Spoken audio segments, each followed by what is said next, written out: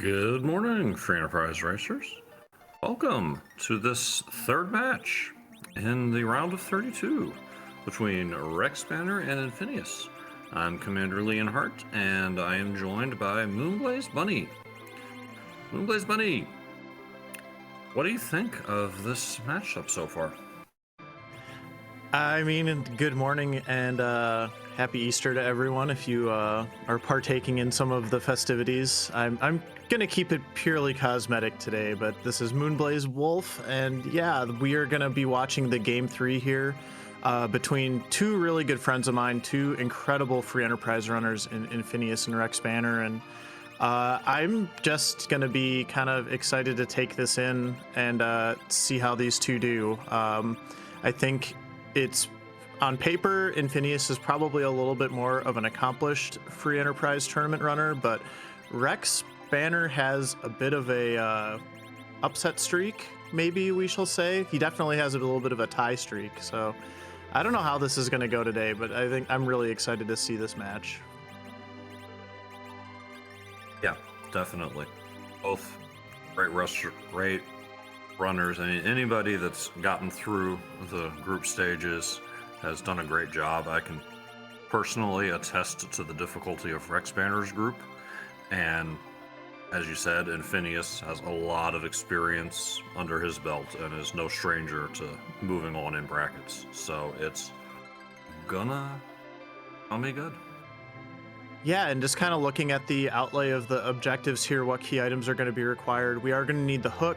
We're going to need the Luca key, we're going to need the Earth Crystal, we're going to need the Pink Tail, we're going to need the Legend Sword and the Adamant, and then of course the Darkness Crystal to get to the moon. So there's going to be a lot of things that our runners need to find. I expect this is going to be a pretty high completion percentage seed. They are going to have a guaranteed Adamant armor, so that is always a little bit nice to see when you're a runner and you see that trade away the Pink Tail objective. So yeah, I didn't catch who the starting character was, but in terms of the objectives, it's a nice spread, I would say, and no giant. That one's kind of been an interesting one to see in some of these bracket matches for sure. Yeah, there's a couple of spots that have some rude potential. Sealed Cave in particular sticks out as my mind as something that could have a really nasty boss, but we're missing some of the other fan favorite rude spots, Masamune Altar, and as you mentioned, the Giant.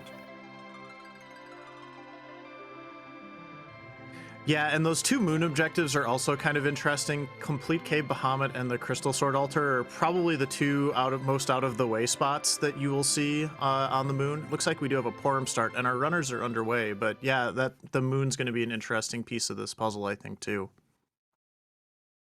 Agreed. So who's working with Porum to get us started? Hey, Eddie!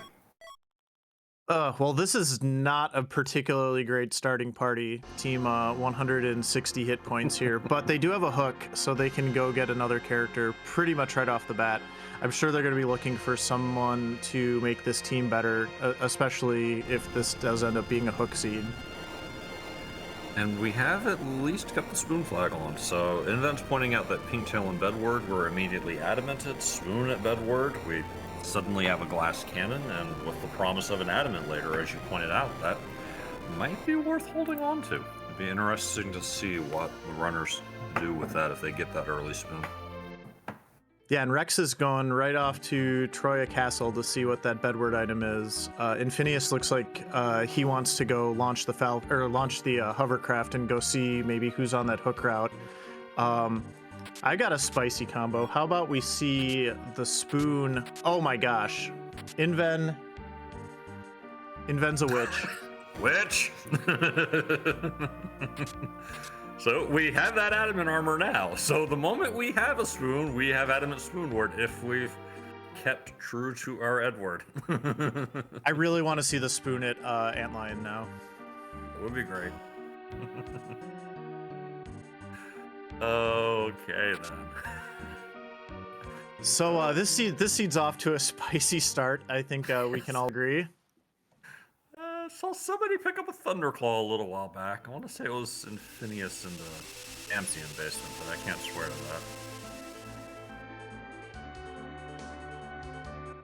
I did not catch any of the looting there. I'd kind of blacked out a little bit with glee over the start. That's fair. And there's a curse string in the Troya armor shop as well, so there's another very important piece of the puzzle as far as getting this seed, getting things to easy mode, I guess, is maybe a good way of thinking about a curse string. Right. Infinious not leaving that pink tail behind for long. That was surprising. No, definitely not. When you get a hook start, or if you get a pink tail start, it's pretty important to go check that free item right away. Pretty good shop here, the second Troya shop with tents and life potions. Maybe grab a mute bell. We did see one of the Baron Guards sprites at the start, so that could be those Baron Inn guards, although I guess we're going to have an adamant armor, so really, who cares? Yeah. Adamant armor will make you a bit confident, but it's still important to remember that your other opponent also has the adamant armor, and that it would be a good idea to still be as efficient as possible in your actions. That is true, and I think this is probably the earliest objective I've ever seen. Well, I guess I've seen a couple with a package start, but Infinious already checking off objective 5 there, trade away the pink tail. Rexbanner not far behind here. 324 definitely would be coming in on the under for first objective, especially with these objectives on the front screen.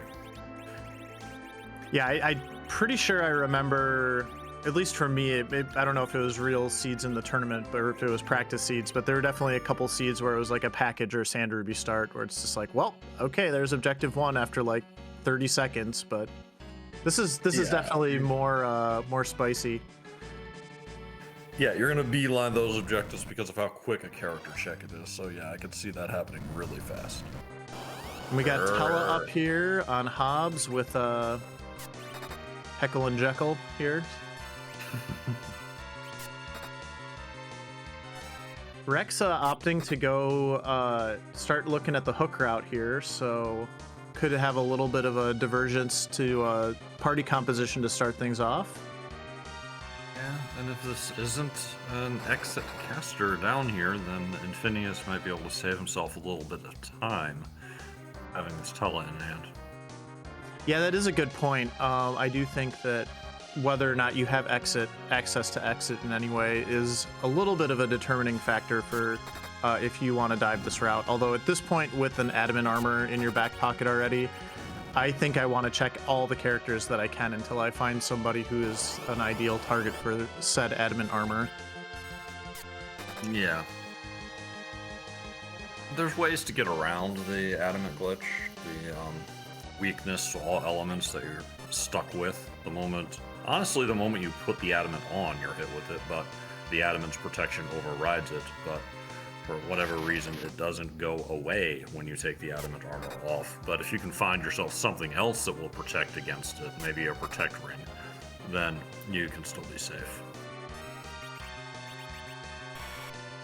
Yeah, I think part of getting reacquainted with adamant armors for me in these flag sets that we've been doing in this tournament has been just sort of remembering how much of a non-issue that adamant armor glitch is. It's very rare that it comes up and punishes you in any meaningful way, and I don't think you have to worry too much about 5 minutes into the seed who you're going to put your adamant armor on and sort of locking them in for the rest of the seed, especially since we don't have a particularly great target. Rex finds a Sid down here on the hook route. I think for me that's where I would go, and I also seem to remember there was an ogre axe in the Troya weapon shop, if my brain is remembering that correctly, but he's even got a silver hammer already, so that's a pretty good starting item.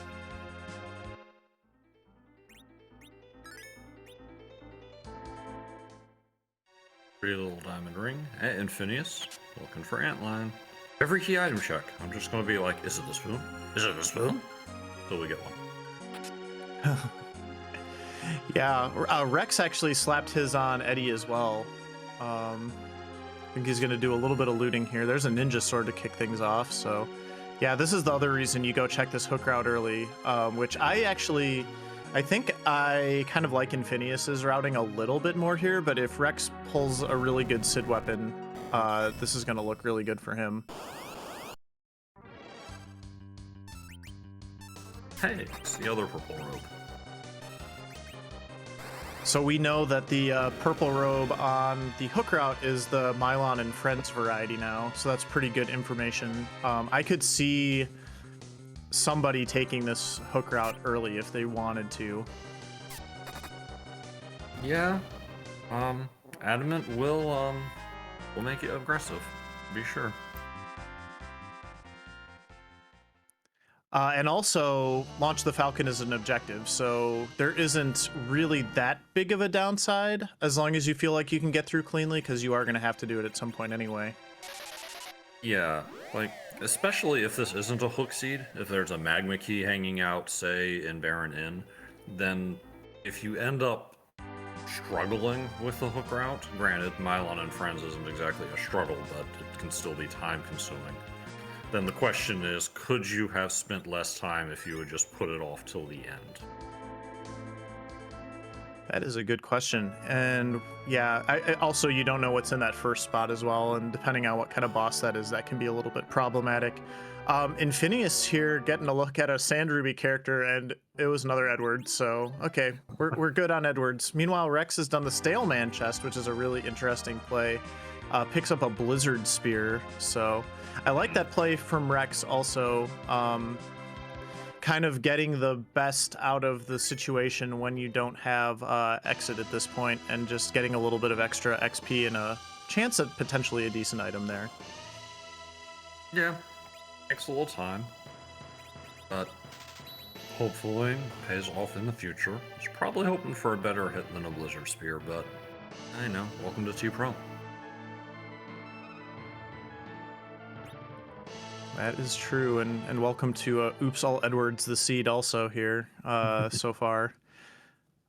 Infinious is going to do this Fabul defense, and again, just kind of, I can't argue with this wanting to just clear some checks. Ooh, but this, I don't know if I would want to sit through at this point necessarily.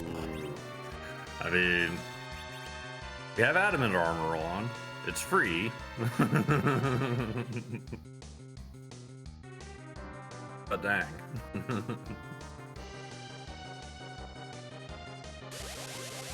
And you're here. I don't know if Infinious saved before he went in, but you're here. If you're committed to trying to find a Magma Start and leaving the Falcon launch until the end of the seed if possible, then you're going to do this check at some point. Yeah, I would never fault somebody for doing a check when potentially the Magma Key's hanging out there.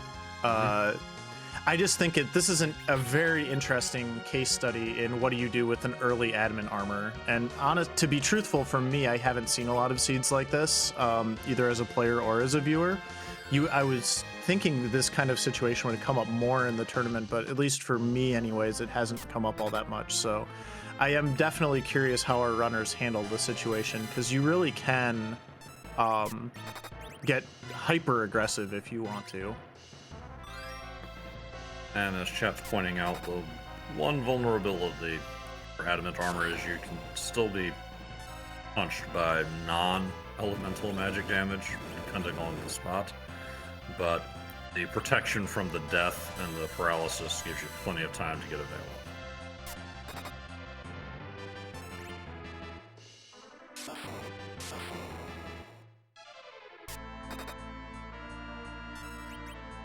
Archer Edward doing work on Rexbanner's side, sending 1,000 damage to the quote-unquote real fight. And Rex is going to go for the back of Hobbs. Infinious decided to leave without taking a look, despite having Attila in the party. And Rex is going to spend a little time in Grampus. Yeah, I think this is probably Rex dissatisfied with what he's gotten so far in terms of equipping his party specifically. Did pick up an Elven Bow, which is a nice thing to have if you're going to be rocking an Adamant Archer of some variety. So I think Rex is going to be pretty happy with that.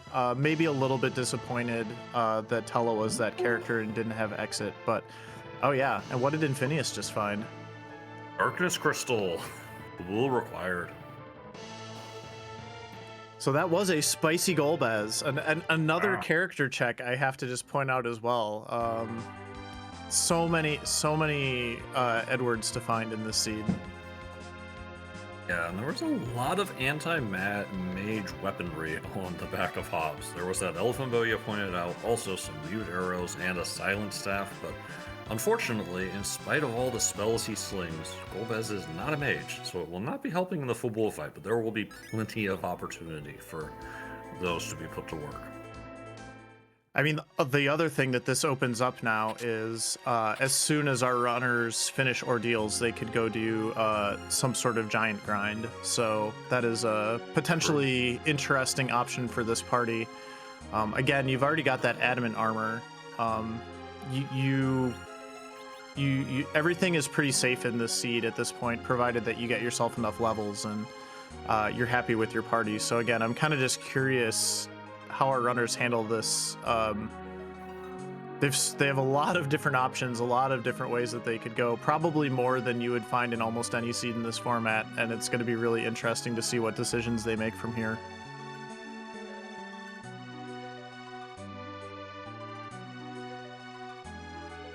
And Rex still just, again, like, I feel so bad for these runners. They've got an early adamant armor, and all you want is like an edge or a cane or somebody to slap that onto, Yeah. and they are just not finding anybody that is really fitting the bill. Infinious just nopes out of that Sid. There's nothing here I need to bother with. We're just going to move on. Going to check that moon character now too. So yeah, this I think this is going to kind of equalize just with how the early part of the seed has gone. Infinious kind of avoided that Eblin Cave looting spree that Rex did, but Rex did find the Sid, and at this point Sid might be the best character that we find for a while. So far, and Sid is at his best in the early game, without a doubt. But it still is, in my opinion, a commentary on the party when that's what your best character is.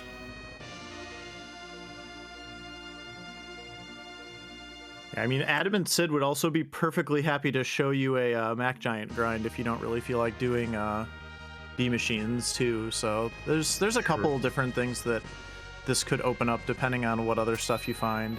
But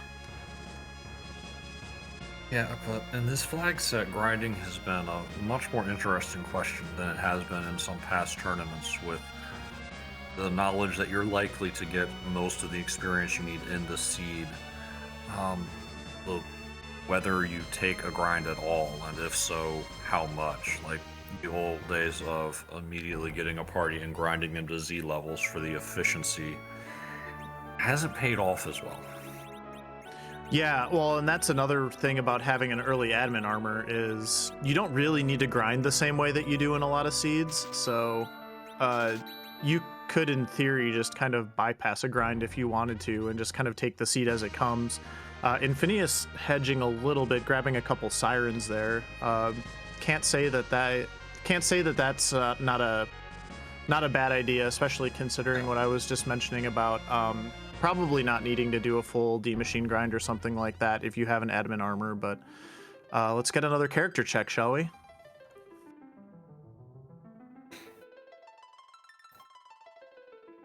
Who's it gonna be? It's a quack kid. I like this.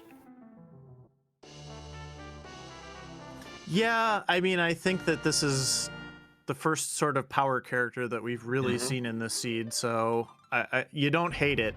No, and you've got those two sirens. Get them started quick.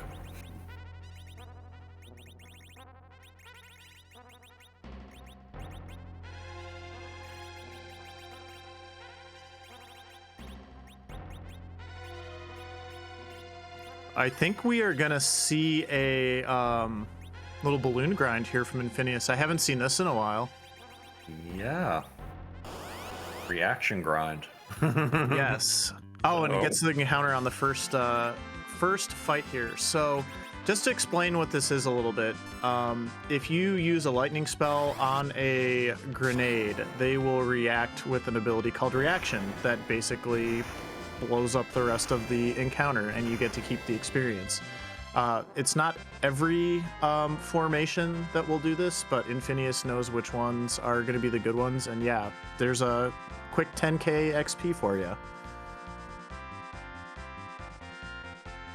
And like you say, it's been a long time since I've seen one of those at all, much less on a restream.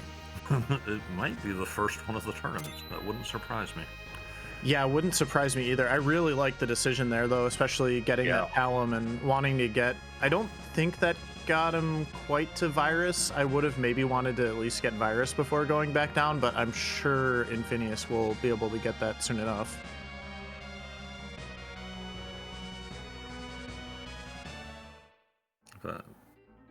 Thought Rex might go to the moon. Instead, he's going to go to Baron first. Again, pressing those character checks. I think we're just seeing a lot of dissatisfaction with party members still from Rex, and I'm sure Infinious would rather have like an edge or something at this point too. But Palom will get you there, and did enable that little reaction grind. So. And Rex has located the Star Veils in the Baron shop. Something else that, kind of like the life potions, the starter kit does give you a little bit to work with, but you really do want more. And oh hey, more vanilla. Your specialty. Vanilla.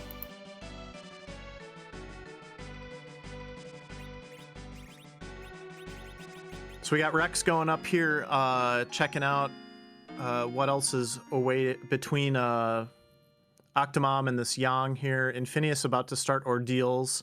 And I just want to give a quick shout out to our two volunteers who are working behind the scenes. We got Neobari on the restream this morning and eNinja doing tracking. So please give them a follow as well as our runners. Yep, they're doing a great job putting on this show and bringing it to you. And Rex finding a Water Hag in the second spot here, so this is a free Baron in, free Yang if you feel so inclined. You. Yeah, we've seen a decent amount of claws for that Yang. It's a tough sell, knowing that Edge is running around ungated.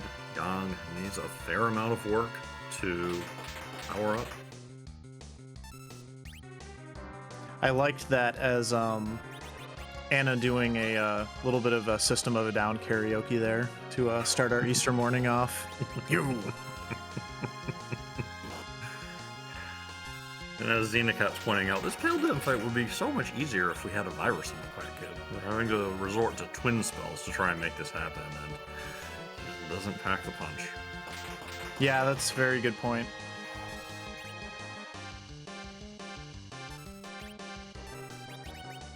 There's still hope for Senator's Crocodile Sheep Launcher. We could have an ult gauntlet on the Baron front.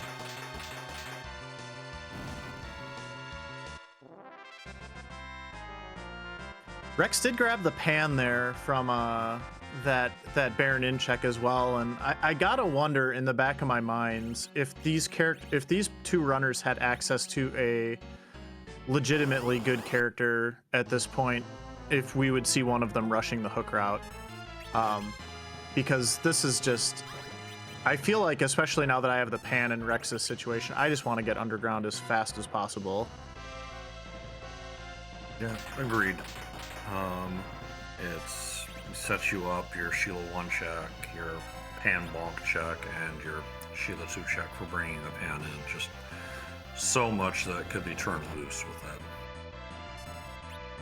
Yeah, or even just we know where the sirens are on the moon thanks to Infinious, but you want to get access to those sirens so that you can get your level sorted and just all of this stuff. So we'll see if anybody decides to rush it a little early here. Infinious has found the D-Mist here on the second spot on Ordeals as well, so pretty quick fight there. Take a little time to rearrange his inventory during this crumble. Not a lot to rearrange, though. Still early.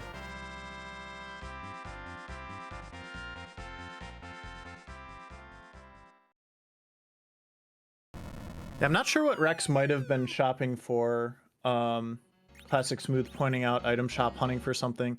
I know if I was in Rex's situation, one thing I would be looking for would be, or either of these runners actually, but if I was considering a D machine grind, I would want to find some ether 1s or ether 2s to sort of enable that longer grind. So maybe that's what Rex was hunting for.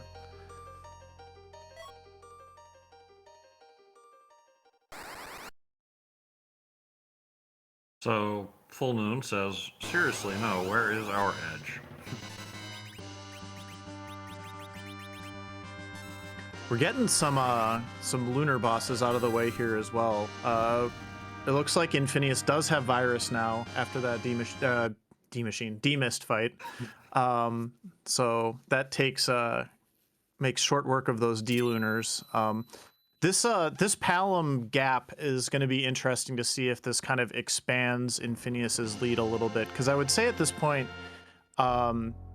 he didn't do the hook route at all. He's still gonna have to run down there and sit through the cutscene, but I think by sort of foregoing the hook, Infinious is a little bit ahead at this point.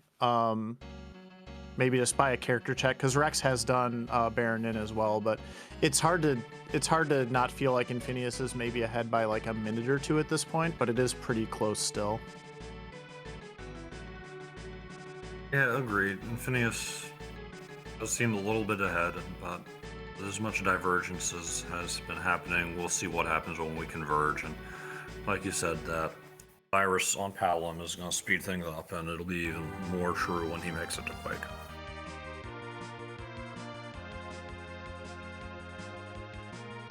I really just want to know where Neobari hid the spoon in this seed. Right? We've all been wondering ever since we found that pink tail. You can't, Neobari, you can't just give us an Adamant Edward start and then not also give us the spoon. Come on now. Or can he? We've been good.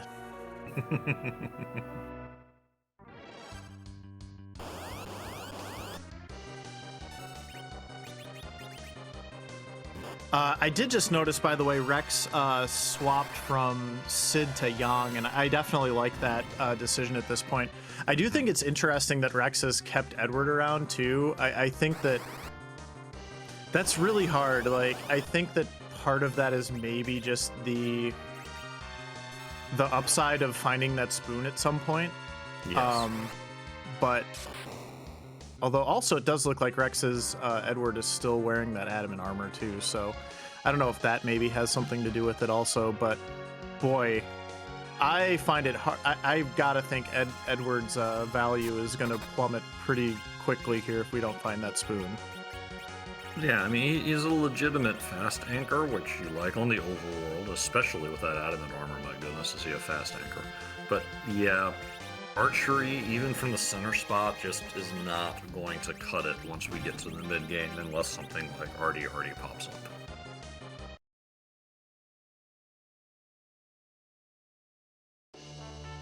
I mean, and I feel like at that point, barring the spoon, you'd probably just rather have Sid anyways, but that could be me just having some anti-Edward bias. There's a few things that Edward will help you get through in the short term as well. Infinious dumping Edward. All right. Mm-hmm. I like it. That's all right. I have enough pro-Edward bias for both of us.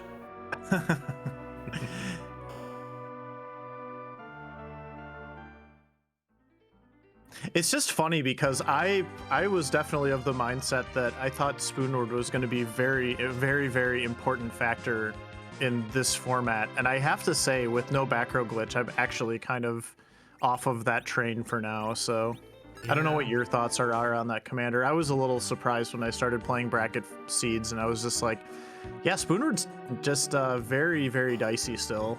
Mm-hmm. I haven't played that many Bracket Seeds, but yeah, without the back row glitch, you can't just have him use a bow and then tuck him back into the back row. Now, having adamant armor, you might feel a little better, but his hit point total is still rough. There are some really physical spots, the Leviathans. I would say even a front row Eddie with adamant armor is still going to suffer. As Xenocat's pointing out in chat, Blink, as it is often so many times, is a terrific answer. That is very true, yeah. agree with that. Infinious is going to go ahead and clear Eblin Castle at this point, probably to get some more XP on Yang, and I suspect we'll also get Palom to Quake before running that hook route, which can't really argue with that. Although Yang does have to be alive in order for that to happen, so... So, yes, that is an issue. But, yeah, taking the Eblin trap chests before having the hook route is somewhat of a traditional play. Especially, as you point out. Absolutely. Yeah, it's a very safe play at this point, and you could potentially get something really good like another Adamant armor out of doing this also. So I think this is a really heads-up play from Infinious, considering the situation. One level away from Quake, it looks like, so we'll get it on the next fight. Picks up a Moon Veil, which, sure. I mean, we don't hate it. Adamant armor is already kind of good protection from getting punched, but, you know, yes. Maybe you want double punch protection. Yeah. Or maybe you just wanted some XP, and now we're going to go ahead and do this hook route. Can't really argue with that either.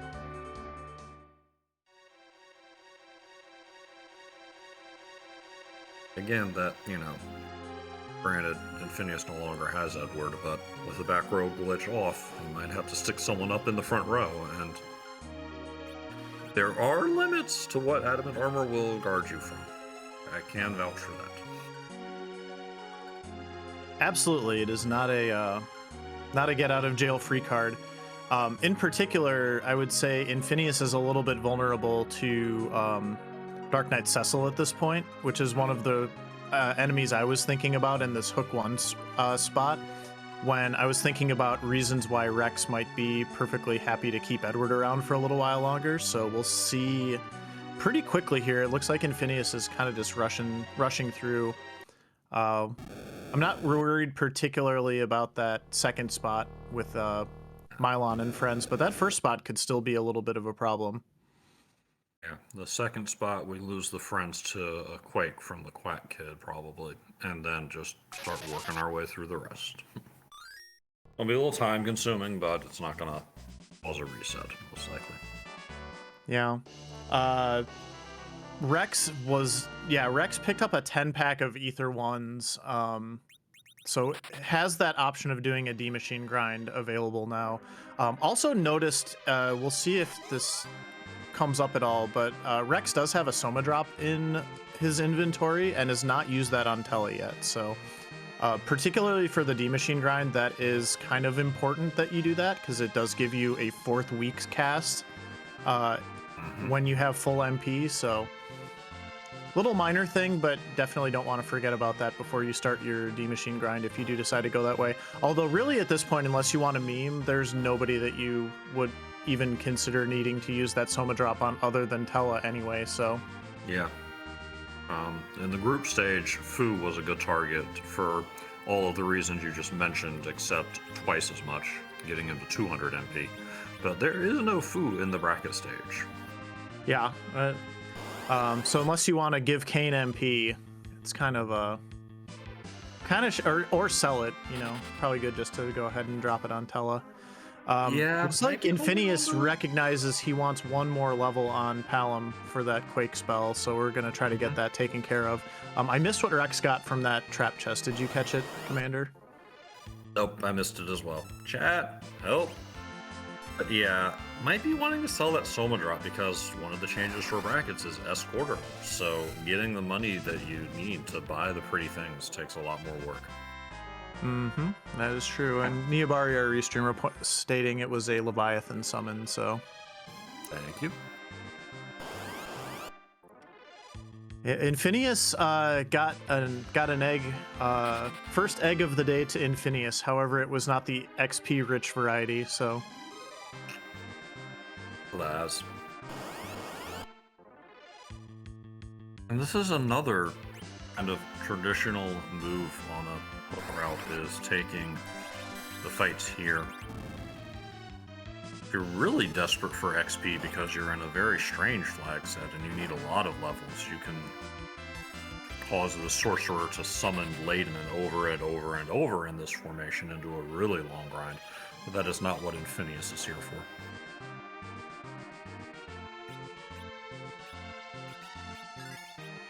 guess I'm just a little surprised with Infinious having so much trouble just getting Palom through a fight, because you should be able to just kind of virus an encounter. Really, that's the only character that you want to get a level on, so guess we're gonna reset here and try again. Rex is checking the moon. I think we're gonna see a D machine grind from Rex here. Yep, could be.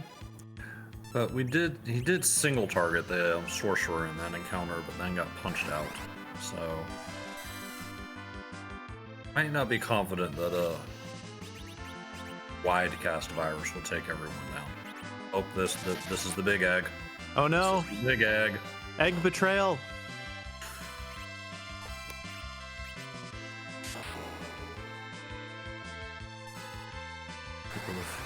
You have woken the sleeping dragon, and the thunder shall commence. There we go. Did get the level for Quake out of it, though. So that is 2 eggs for Infinious, for those keeping score at home.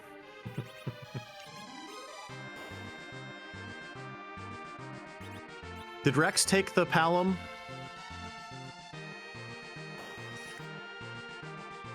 We'll find out when he goes to buy things. Yes. Looks like we've got Twins, Yang, and Tella. I think we're about to see a D machine grind here. I mean, it's a party for it. Oh, we have elements in the front slot. This is fine, I think.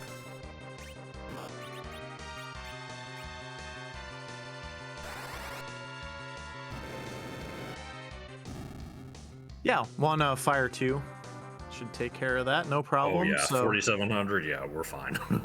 that was an impressive Fire 2, I have to say. So I think the thing here that is relevant is this is a pretty free hook route for both. Going to be a pretty free hook route for both of our runners. So we'll see if that affects anything.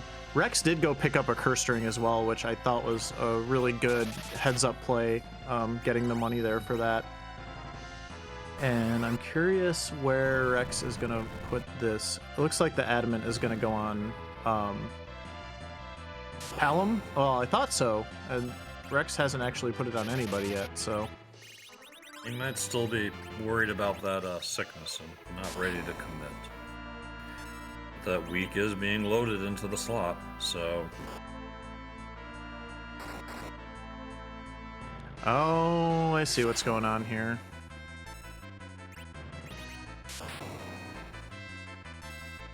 The demonip. Do we have a manip for this area? This is not what I'm used to seeing, but I know the chart exists. Okay. I don't think I've ever grabbed it myself, but I know it's out there.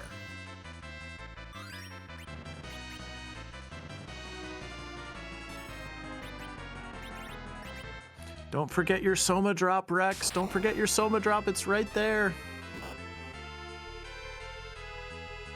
Oh. I didn't know it was the same chart. Today I learned. Is the encounter rate a little different in Mysidia? Anyone out in chat know that? Or do you know that? Blaze? No, I don't. But I will trust the very smart people in chat who are saying it's just based on the step routing, so.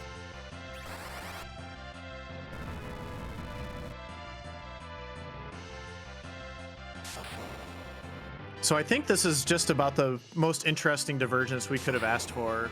Infinious is going to get underground here in under 40 minutes, and Rex is going to be starting a D machine grind. So the classic question: does the D machine grind accelerate you through the rest of the seed? I think we're going to find an answer to that in this one, because there's going to be quite the disparity, and then we'll see if Rexbanner's extra levels are going to be able to help close that gap. So. Yeah, and I think then once you do that, again, traditional thinking, once you've taken the time to level up with a D machine grind, you want as much advantage out of that power as you can.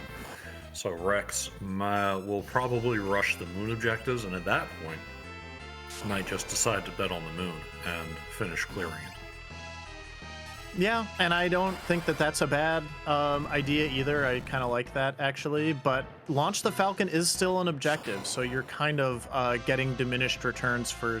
You can't really skip the hook route anyway, so you're kind of not getting everything out of that you would normally want. There goes the Soma drop. Good job, Rex. Yep. But yeah, it'll speed the hook route up a little bit because you can just. If you take it all the way, you can nuke Mylon instead of throwing Quakes at him, so...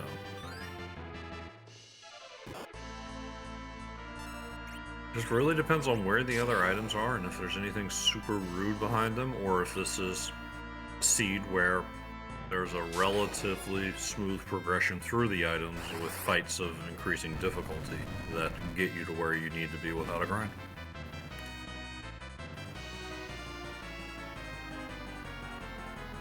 Body skip. Mylon has a speech that he goes, "Oh, my body," and it takes up time. But if you can just get rid of all his hit points and not put him at that threshold, you don't have to listen to any of that nonsense.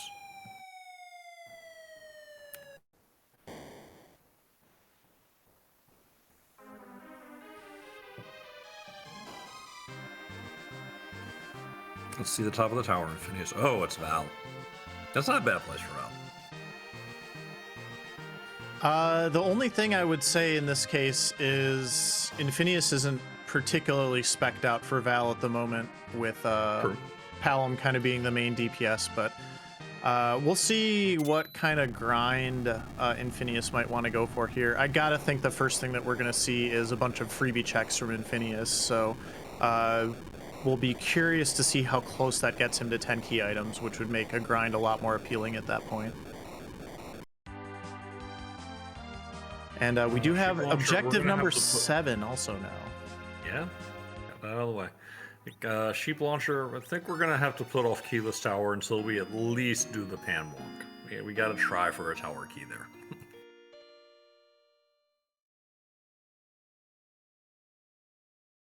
Xenocat pointing out that there is no magic protection for the Val at the top of tower.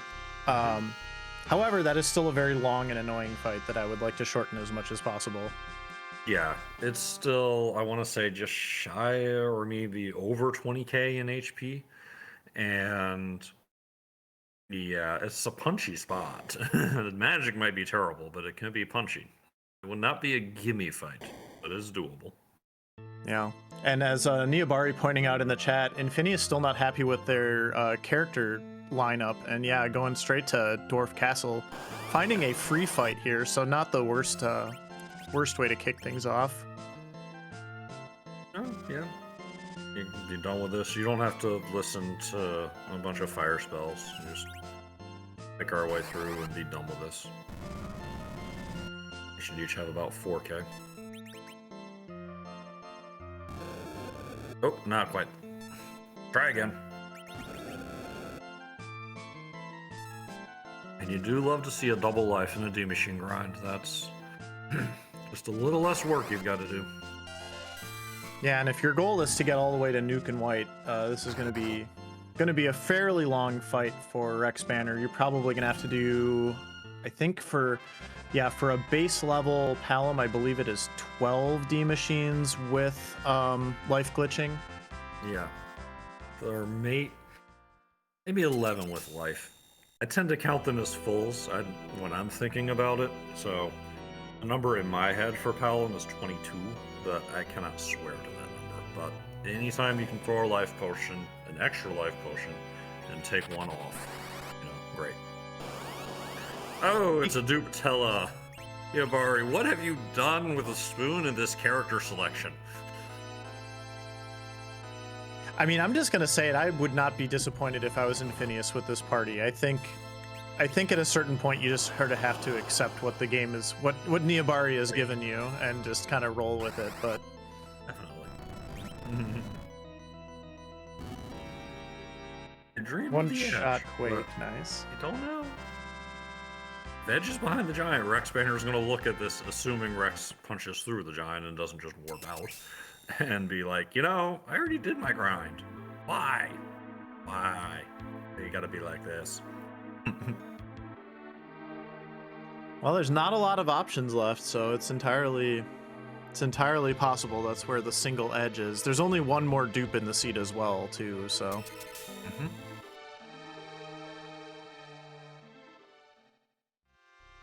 Hand goes a-crawlin'. We stare at the hand, because tradition, and now we get a key item.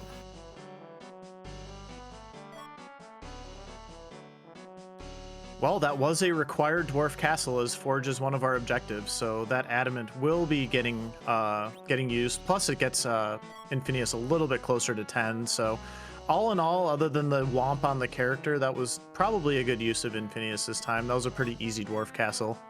Yeah, you're gonna have to come here eventually, and it was handled pretty efficiently, so worked out.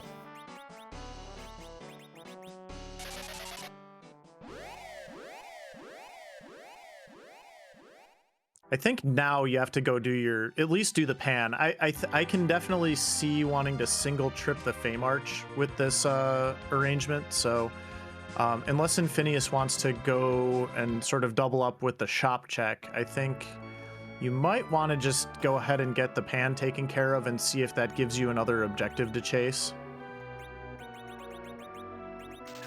Oh,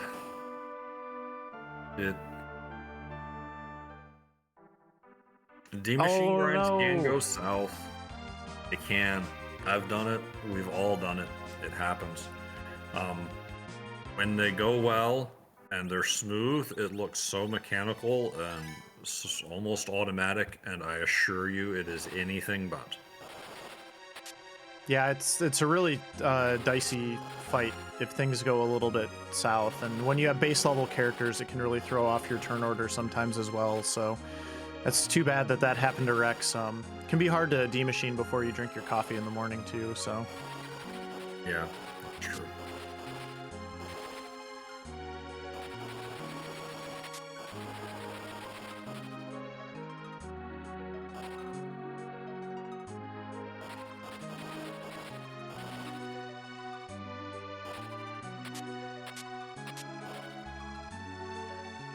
it's about a 6-minute time loss. I was kind of keeping an eye on some of the timestamps there. So Rex started the D-Machine grind originally at about the 38-minute mark. So maybe getting into the giant at 37.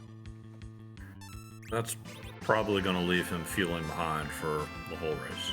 I know it would make me feel that way. Yeah, absolutely. But Rex is a good runner. We'll see if he can recover from this. Meanwhile, Infinious taking the trap chest in the Fame Arch and getting some more levels and a samurai bow. Yeah, not the worst.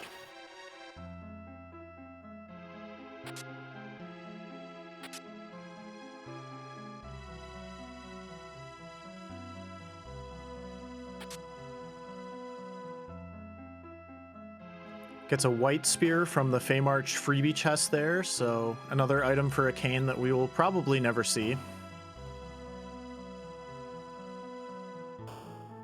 I mean, there's only so many characters we just cannot see. Neobari over here hiding the good edge, characters like they're Easter eggs. We've got 2 characters waiting in Zod if we can find an Earth Crystal. We've got a character waiting in Baron Castle if we can find a Baron Key. If anyone bothers to complete the giant, we can find a character there. There's a character at the package. Is that it? Yeah. No one's gonna finish the giant, so I think that those are our remaining 4 options for characters. Our runners will end up having to do Zot. It's just a question of when. And then for Fame Arch bosses, we had Odin in the king spot, which is definitely not fun. Magus Sisters in the queen spot seems doable to me with a Quack Kid, but Infinious opting out for now, which I can't really argue with either. I got 5 words for that Odin in the Fame Arch. Edward and a Thor Rage.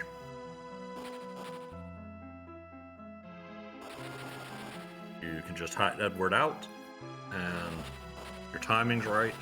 Bring him back out after the second Odin attack, and drop a Thor Rage at the right moment when the sword's in the air, and boom, you're done.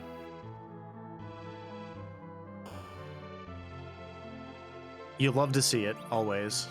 And we don't have Sea Bion, so there is nothing at all stopping our runners from going back to the Tower of Wishes and grabbing that Edward. That is true. Infinious starting this pan chain here, going to kick it off with the tower key. Okay, so immediate value there, some new options for Infinious. Also keep in mind, Infinious could probably go to the moon at any point also. I gotta think you want 10 key items to do that, but with an adamant armor and enough levels, you're going to be able to get through most moon fights as well. So a lot of different options for Infinious now as far as where do you go next. Heads up move here, Infinious quickly dropping a save. If it turns out that Sheila gives him nothing at all that he likes, then you can just reset out and doesn't have to fly back.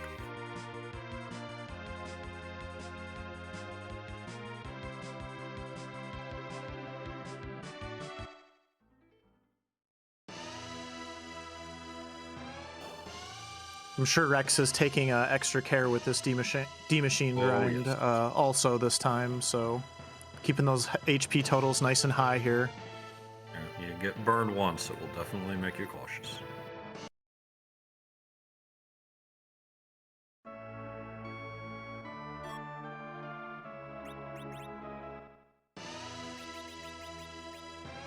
Gaia Drum plus inventory boss? Sheila, please. Wow, that was quite possibly the worst Sheila 1 and Sheila 2 that I've ever seen. And now Infinious looking like a genius with this save down here. Yes. Outside of the tower, wow. Oh my goodness. Yeah. Sheila was doing a yard sale this morning and everything must go. Right. We have Gaia Drum at home, except actually it's just Quake, and it's much stronger. It's Palom in a can. Yes.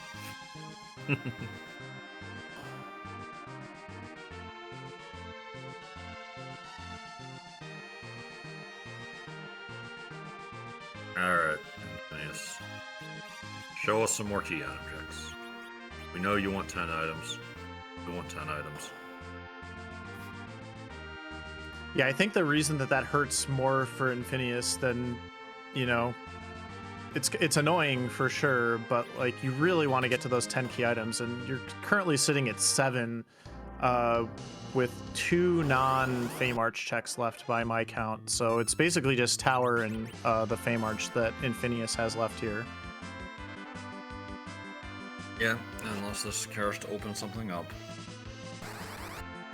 I mean, you gotta hope for that, right? But also, this is kind of the point where I think you do the tower regardless. You know that there's a Valvalis up there, but I don't know. If you really want to fade that Fame Arch, I don't know if you can really justify going there with even 9 key items when you could just be going up to the moon. So we will see what Infinious decides after finishing this tower.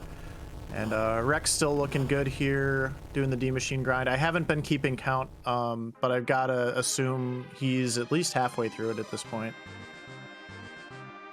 I don't have a count for you either.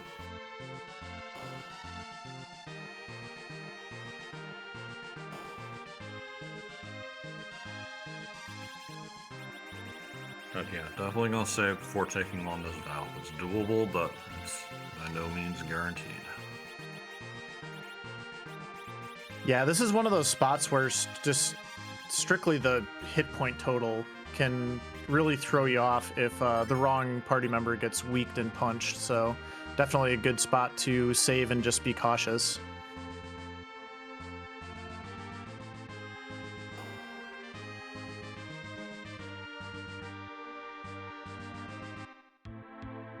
I'm curious if either of our runners has a Thunderclaw for their Yang as well, because that could make that Odin fight in the Fame Arch quite a bit easier.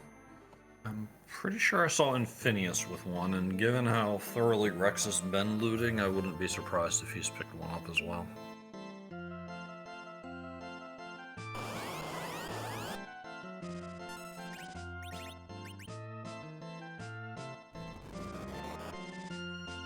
But here we go.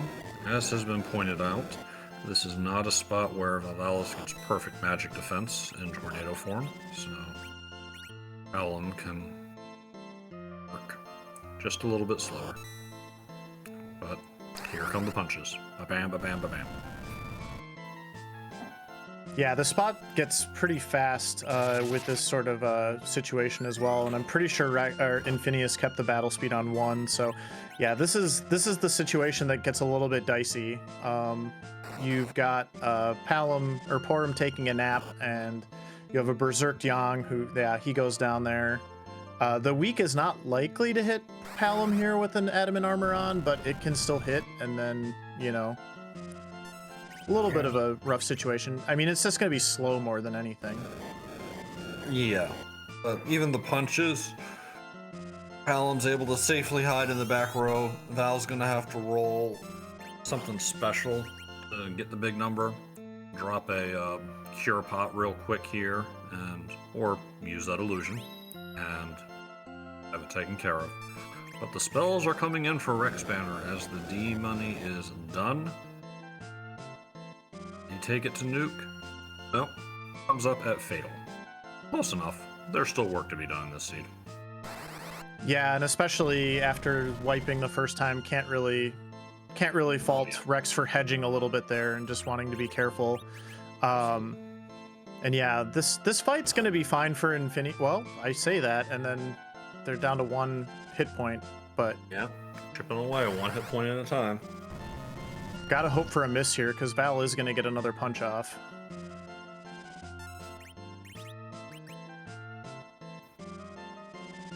A little buffering. Oh. Oof.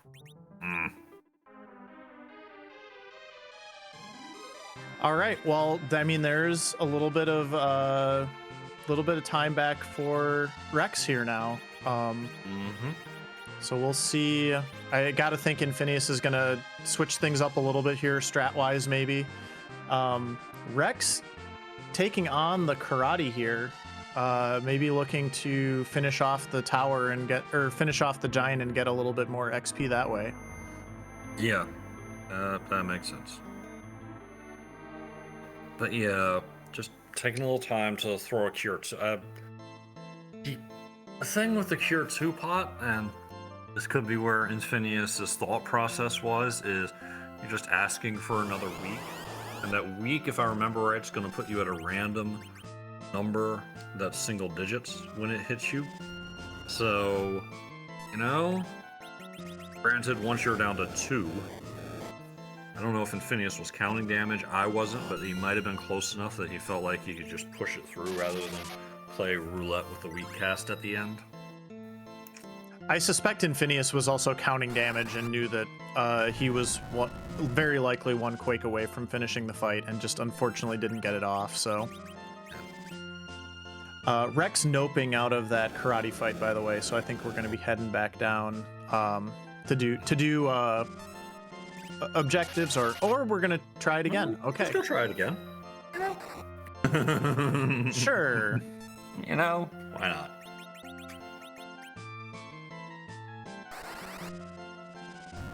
Is it the XP Rex wants? Is it the character check? Is it both? I'm not sure if it's the character check. After a team money grind, I mean, who are you going to get rid of at this point? I think you're good with your party. You might have time to level up a Cane or an Edge with everything else you have to do to Z levels, or you could just have a 5,000 hit point Yang by then and call it a day.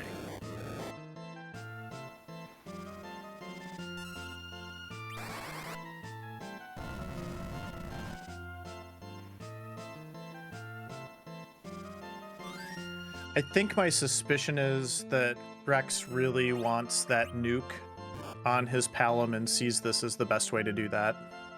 Yeah. And that does make sense.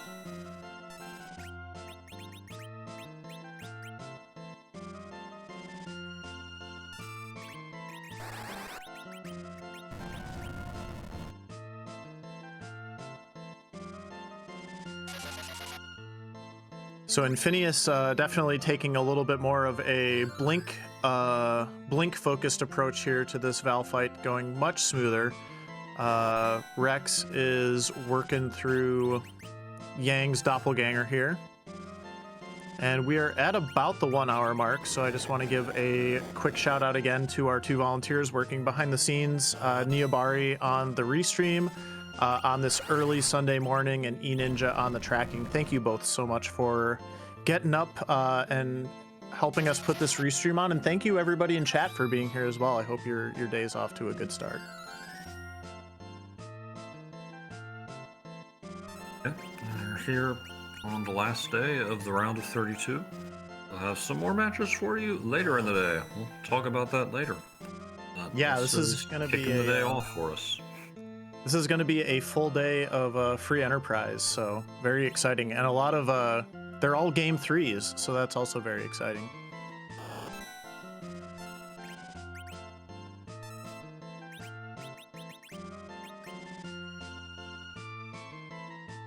Working through.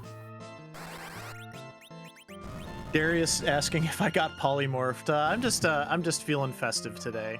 Although I think everybody knows that the cool kids get visited by the Easter Wolf, so hopefully that doesn't happen to everybody. We told Blaze that he wouldn't give him back his Moon Pearl until he was done with comms. Infinious getting a magma key from that Val, so it is a key item. We're closer to 10, but yeah. Yeah, we're about to find out if this tower is a womp on progression, because Infinious has already done the cannon room, so just gonna walk out here and see what that other item is. Rex made it through karate, got another nice chunk of XP there as well. The reason Yang is swinging a sword there is because that's what he does in the vanilla game during that fight. There's considerable speculation on why that is. The actual answer is probably easily swappable attack animation, but some people have theorized that it is a clear sign that Yang is not himself hypnotized because he's using a sword of all things. See, my canon was always that it was a nunchuck. Ooh, I like that. Oh, this is very much a not free fight for X up here in the giant. Oh yeah.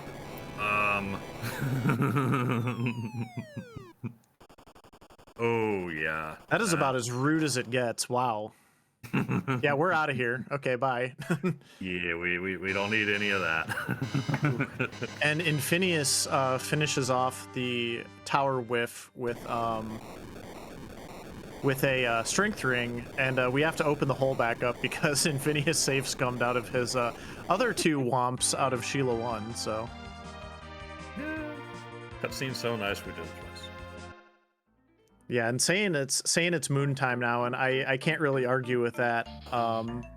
For those who missed the start of this seed, and I imagine a lot of folks kind of filed in late with the early start, this seed started with a hook from the starting key item and then a pink tail from Bedward. So our runners have had access to an adamant armor from the outset, and we have definitely noticed several ways that has sort of shaped their decision making as they've gone through this seed. A lot more prioritizing of character checks and things like that, and just I get the feeling, I don't know, maybe it's just because I've played this game for a long time and I can sort of put myself in runner's shoes, but I'm just feeling a lot of angst from both of our runners about how this seed has gone so far. Commander, what do you think?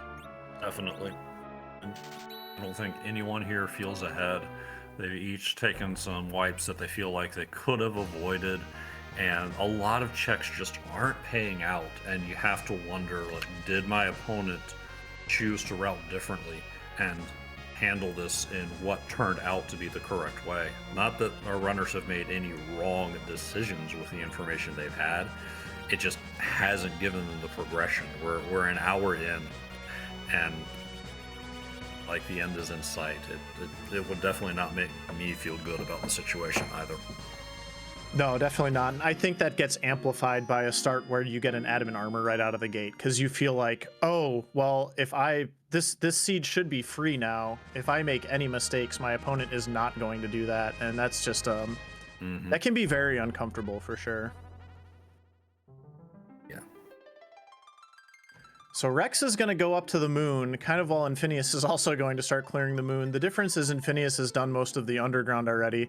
We know that the magma key is at the top of tower, so that specifically for Rex is not going to work out. But Rex does have some good levels here to go ahead and start clearing some moon spots, I would think. Yep, and this is, again, the classic D-money versus not. You're going to be behind on checks when you finish your D-money, even if you run it clean. And you're going to have power, and you're going to need to use that power to make up that time. And we'll see if Rexbanner is able to get through this moon quicker than Infinious.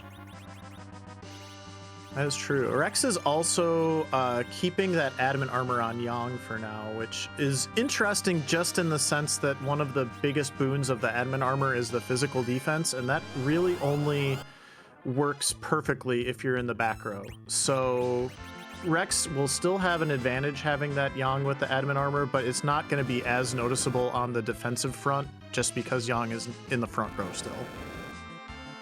Yeah, it'll be interesting to see how. I will be interested to see how hard he punches with it on. 15 strength and 15 agility is very likely 3 more attack multipliers, and that boost to strength is going to do good things for Yang's damage for each attack. Yeah, it doesn't feel like a defensive move. It feels more like an offensive move, have him punch harder, and we'll see how that works. Oh hey, this was here all along.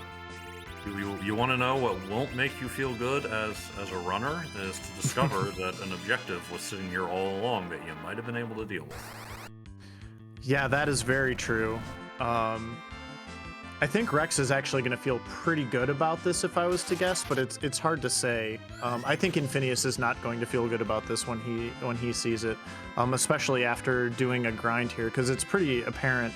Our two runners have the exact same party right now, and you can just see the difference in Rex's levels just in his hit point totals.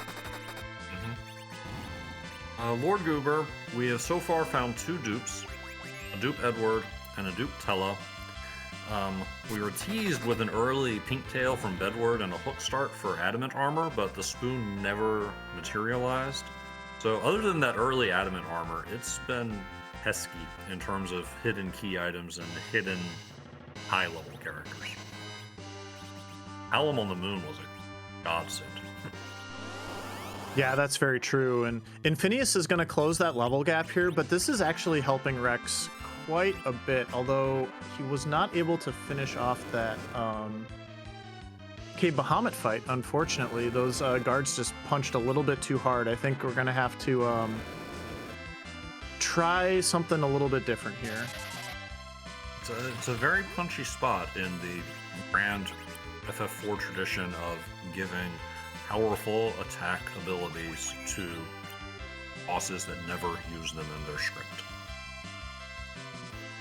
Infinious also almost took a wipe to this Warlock fight also, so that would have been another just really tricky thing. This seed's been I think pesky was a really really good word.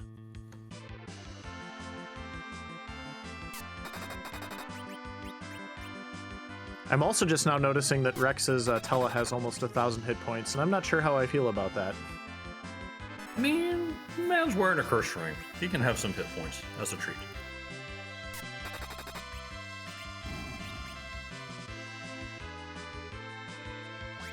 I think if I was Infinious too, I would want more hit points than this, just because when you get down to that last Warlock, it is gonna punch. Yeah. If it gets a turn, it's not gonna get a turn, but if it had gotten a turn. By then, it's gone through its script of spells, and at the very end, there is the punch. Yeah, missed a little bit of life glitching there too. This is rough. I just have to feel like neither of our runners feels particularly great right now. Oh, and apparently Infinious was just here for the grind. Maybe he's going to go over to K value now.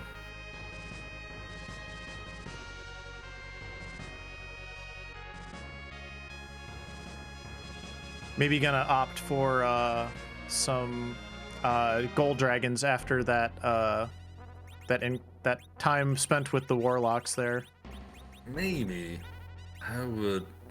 I would be nervous about going after Gold Dragons without an hourglass with this party.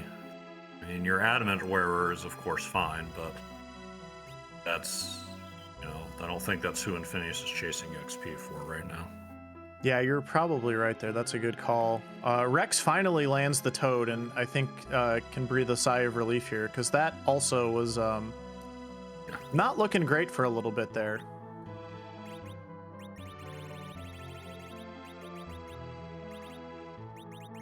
Infinious takes a look and starts setting up. Sees that it's not a fight with elementals damage, so he's freely move his adamant armor over. It looks like he's gonna rely on Palom. Might be thinking about that same Toad that Rex is using. Yeah, very likely.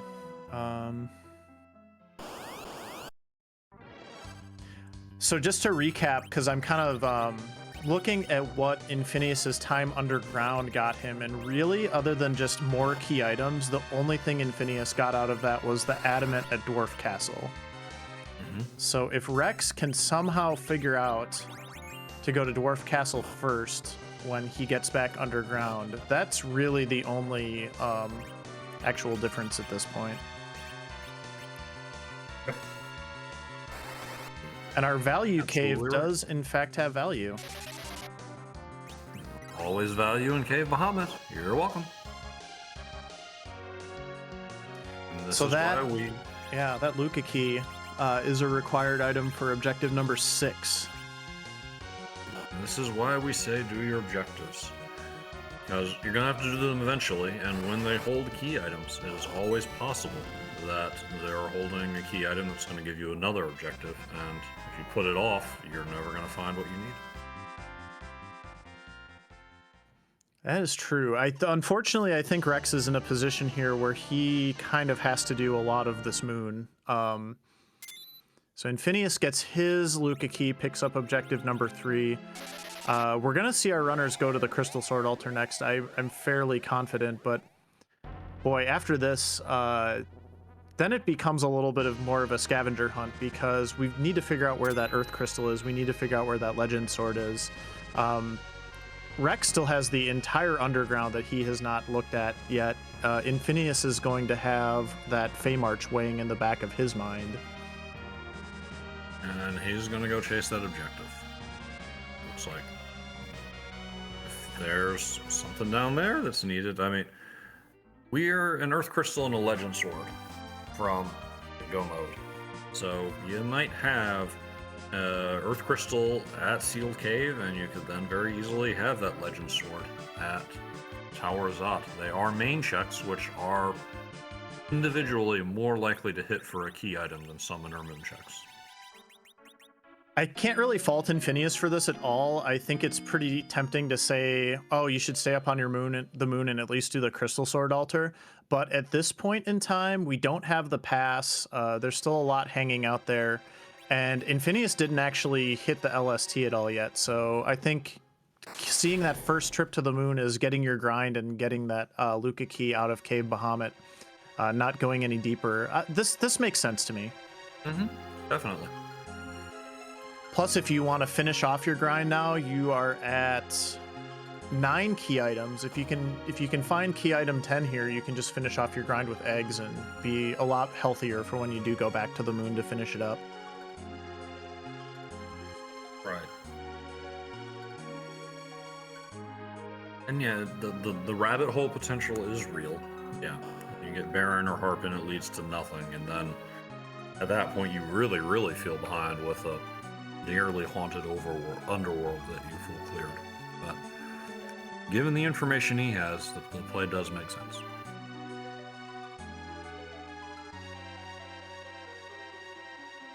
Meanwhile, Rex finds the Legend Sword from a required Murasame spot, so that's pretty spicy right there.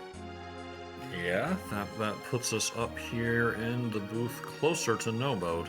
Just an Earth Crystal lurking about.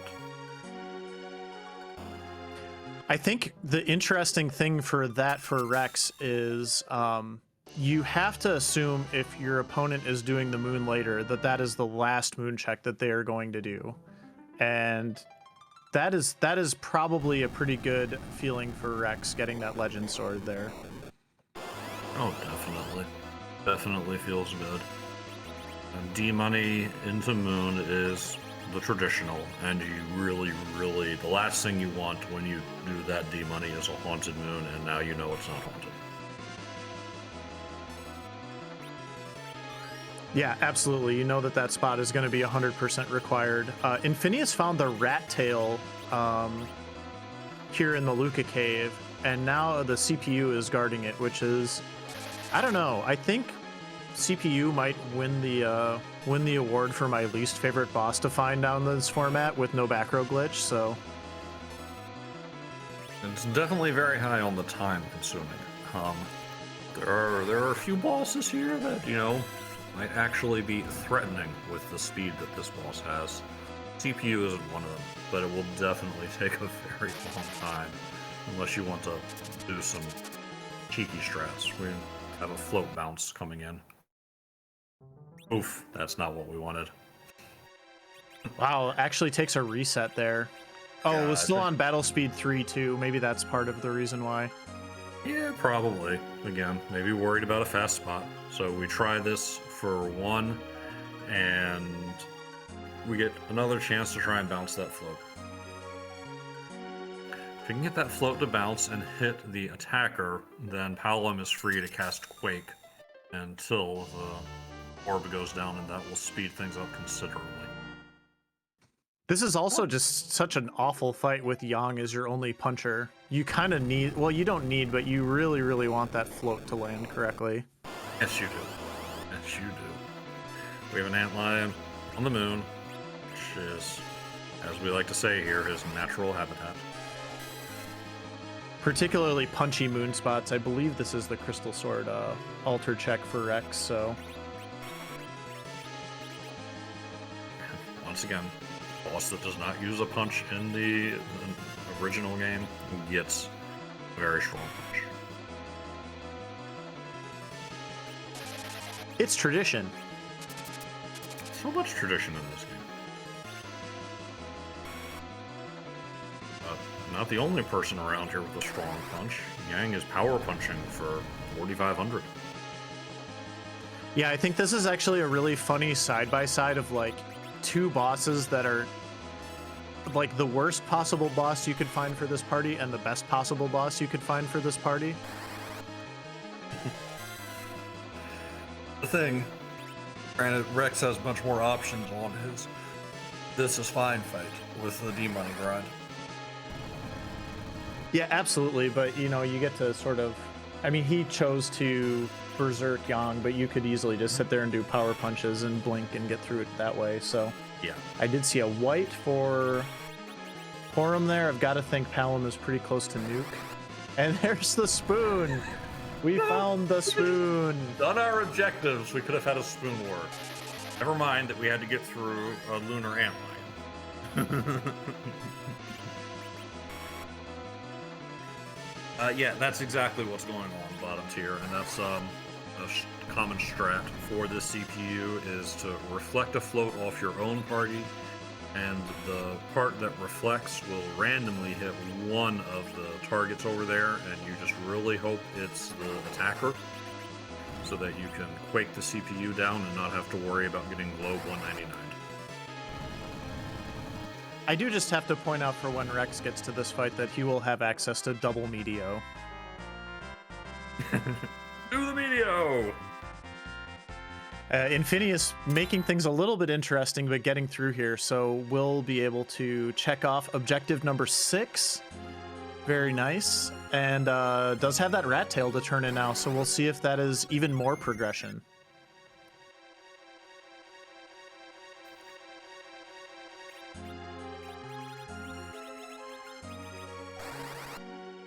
So much divergence. Yeah, ultimately, though, we do know that Infinious is going to have to get back to that Murasame altar, and I just find that fascinating. Yeah, Because I think Rex absolutely needed that to be required in order to make a race of this, and I think we do have a race at this point. definitely. It's just with this much divergence, you're just sitting here watching. I'm on the edge of my seat. I want to see what this rat tail turns into. Is this our Earth Crystal? Are we going to be in no mode? Or is Infinious still a bit behind with having faded this moon for so long that has turned out to have the Legend Sword? Well, and Infinious is going to go ahead and close this level gap now by finishing his grind with 10 key item eggs. So that will help a little bit to sort of get us to parity as far as what these two parties look like. But boy, I think this is anybody's race still. I don't think this is over by any means, even though we're kind of seeing the little bit of an advantage to Infinious just in terms of number of checks. But the thing is, a lot of those checks didn't really turn into anything. Right. And Infinious has had some troubles and some stumbles as well. For Rex, really only had the had to reset the D-money grind, which definitely cost a big chunk of time, but was able to finish it and get those levels going. So yeah, imagine if they aren't already. Both racers are wondering when the Dunn's coming in with all the missed checks that Infinious has had, as you said, and the having to do the D-machine grind twice for Rexbanner. To go back to what you were saying earlier, if I'm in either of these positions, I'm not feeling comfortable. Oh, now I'd feel a lot better if I'm Rex now. yeah, this moon is being very generous to Rex and might kind of equalize things even more so now. So we know that all we need to find now for us here, well, no, that's everything. We're in no mode. It. Rex is in go mode. No, Rex doesn't know the Adamant is at Right. Dwarf Rex is Capital. not in go.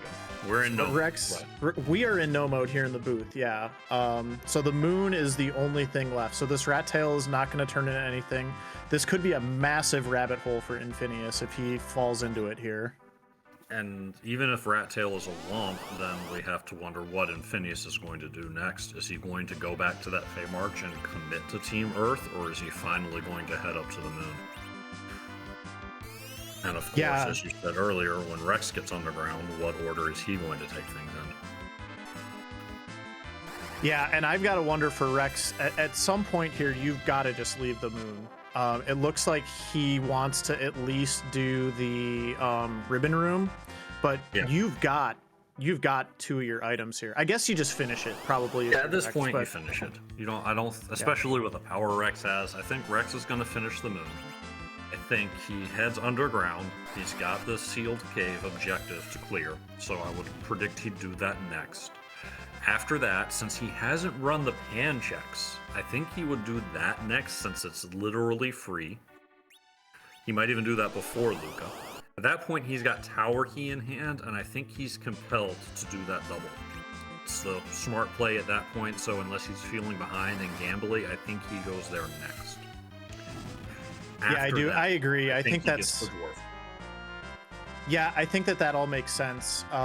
We don't know for sure what's going on, how Rex is feeling. He will see that Valvalis at the top of tower and might not feel particularly great about doing that. I'm really curious where the pass is too. I think that will kind of shape the end of this seed a little bit potentially. The second boss in Dwarf was Kainaza. Hey, there's that pass. That didn't take long to answer my question. And that's more You're supposed to keep me in suspense, Seed. Come on now. Keep all of us in suspense. Let's be honest.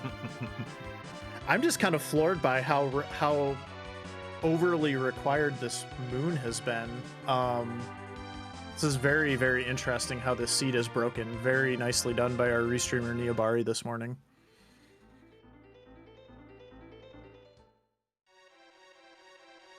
Best and news for Infinious, although he doesn't realize it now, will be a womp here. Nope, that is definitely not a womp. Oh boy. Well, good news for us, we're gonna get music. This is not good news for Infinious, though. Yeah, I think you've spent the time to go through this chain.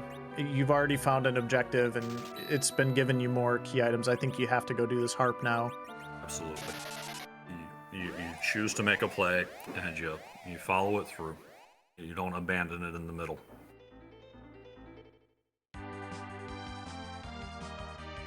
I've got to think Infinious will at some point want to try to get this Fame Arch knocked out also before going back to the moon too, because you're kind of committing to full clearing the Earth at this point. And yeah, as Dekar Smash is pointing out, we've been talking about Rexbanner's logical progression through this. He'll turn in Rat Tail when he gets it because it's free, and then at that point it'll be an interesting Harp or Dwarf decision. And they're both long in their own ways with their cutscenes. So, be interesting to see what happens at that point. Probably depends on where he is when he finishes all the chains, if he's finishing up Tower last, or if he saves the Rat Tail turn in for the end.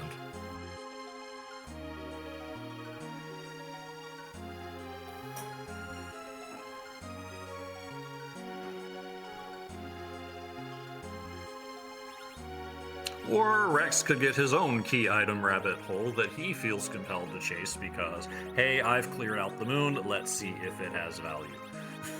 Oh, that is absolutely the worst thing Rex could have found. That is actually awful. It is. Because Rex is also still potentially thinking about finding that magma key somewhere too. And yeah, Rex, danger, danger, alarm lights on that Baron key. Do not engage. Rabbit holes on Easter, E-Ninja, nice, yeah. What a maze. What a maze of key items with where they were put, as you were just saying. It's impressive.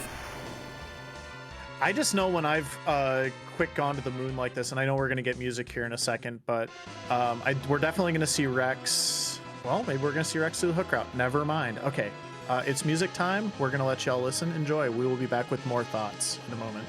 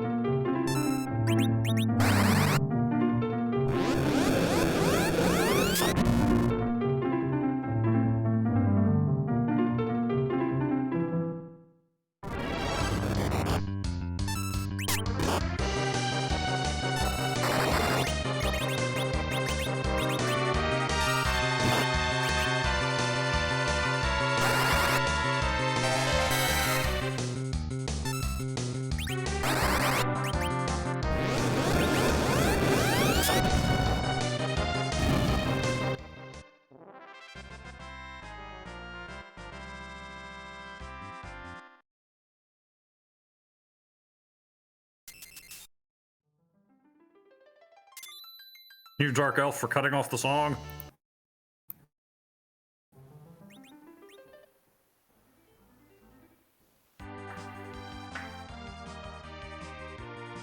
And he says, you know what? Never mind. No joy. We're just gonna move on. You know, Yeah, that's... Rexbanner, oh, sorry. You're fine. Oh, no, I was just... The other thing that's awful about Rex finding that Baron key is that takes the Baron key off the table for Infinious as another rabbit hole possibility. Yes. So yeah, we're pretty much just in a foot race here. I think The best thing that Rex could hope for at this point, not that Rex would know this, but Infinious sort of saving the Murasame altar for very far in the future. And which I think is reasonable. If I'm gonna assume Infinious is gonna go right to the Crystal Sword altar and then the bottom, and if Infinious finds that Earth Crystal, will probably feel compelled to chase that and maybe leave the Murasame spot. maybe I could see it. I mean, it's tough. I don't know what I would do, honestly, as a runner in this spot if I skipped Murasame and found the Legend Sword and then the Earth Crystal. Do you stay up on the moon while you're there, or do you bail? It's. I think if you need one key item, which, thinking about how this is going to play out for Infinious, he is going to need exactly the Legend Sword, and you've got the entire Fame Arch and a required Earth Crystal back on Earth. I think you probably leave the Murasame altar till after that, but I'm not Infinious. I don't know. Yeah. Oh, okay. I liked Blue Cat Loach's thought that with the save outside might indicate a top-down play. But nope, Infinious is just heading straight down. We're going right to that objective. Could just be a nervy save. I've definitely done that quite a bit. Oh yeah. I don't know how long it's been since I saved. Also might have still been pondering in his mind, top down or bottom up, and just didn't finally decide until after he made the save. I've done that too. Absolutely. So, all right. So Rex gonna do some objectives, hoping to stumble across that adamant. We know it's at Dwarf Castle. We will see how Rex chooses to route this. It's gonna be Earth routing versus Moon routing, and we'll see who comes out on top here, because they both have the levels to go to Z as soon as they hit go mode at this point.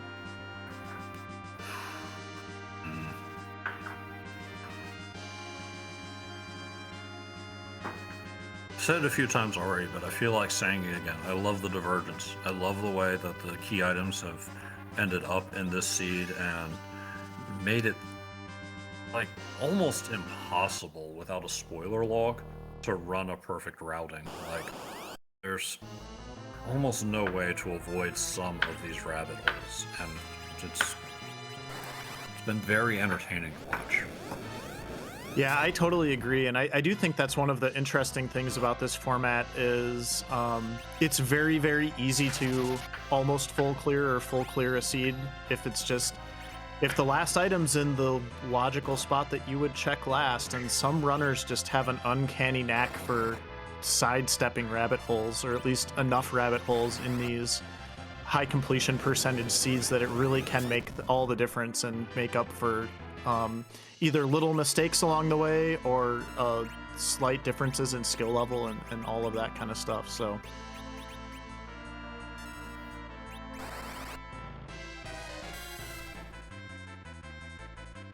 all right, so Rex has that rat tail. Rex is going to be getting the CPU fight going on here. Infinious has finished up objective number 2 by taking out that antlion on the moon. And yeah, let's keep, things are gonna stay interesting here.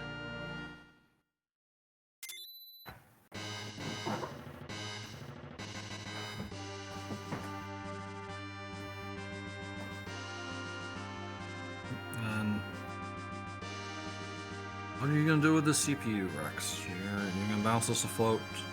Oh no, we're just going power overwhelming. Do the Meteo. CPU is going to throw some globes out, but if you just bring in the damage, you might be able to get it home before it does too much to you. And, you know, maybe if that's healing, if these meteors roll high enough, there might not even be. That's 10,000 of it, so I don't know if Tella's up to 5,800, but maybe On can make the difference. Globe said, you know what, that's fine. Nice. He did his damage already. Globe on Palom isn't an issue. And nicely done. There you go. Yeah, Very nicely done by Rex, and let's not forget that Infinious did have to reset that fight once. So much cleaner fight for Rex, makes up probably a couple minutes there, honestly, over how that went for Infinious.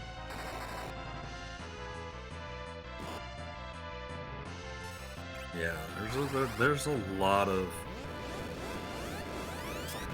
I mean, it's a speedrunning community, and it's interesting having watched Fight versus CPU evolve over the years, because it's a perfectly clean and safe fight, and there are a lot of ways to try and speed them up, and when they go right, they will help you out, and when they go wrong, they're gonna cost you time, and just the effort by the community put into dealing with this fight that's rude from a time perspective has been interesting. That is very true. Infinious is just cleaning up this moon, by the way, too, so let's not lose sight of that. I felt like Rex did fine, too, but that was about the fastest Mom Bomb fight you can possibly do in that spot, so... Yeah, the twins know the big offensive spells, and they're going to town. And yeah, you can't skip the Fey March freebie. You gotta do that. You have the power where you feel like tangling with this Fey March. Is that calculation of, did my opponent check this or not, and how do I feel about them checking it or not? We'll see what Rex does here. Yeah, that's a really good point. It might be tempting for Rex just to do the two bosses while he's down here as well, and not just do the freebie. Although, clearly he was only interested in doing the freebie because he's exiting out of the actual chest spot. Yeah, he made that decision before he came here. Said, you know what? No. I don't even care how free these bosses are. I am not even going down those stairs. We're just getting the freebies. Gonna go do the pan, and then I gotta think we are off to Zot.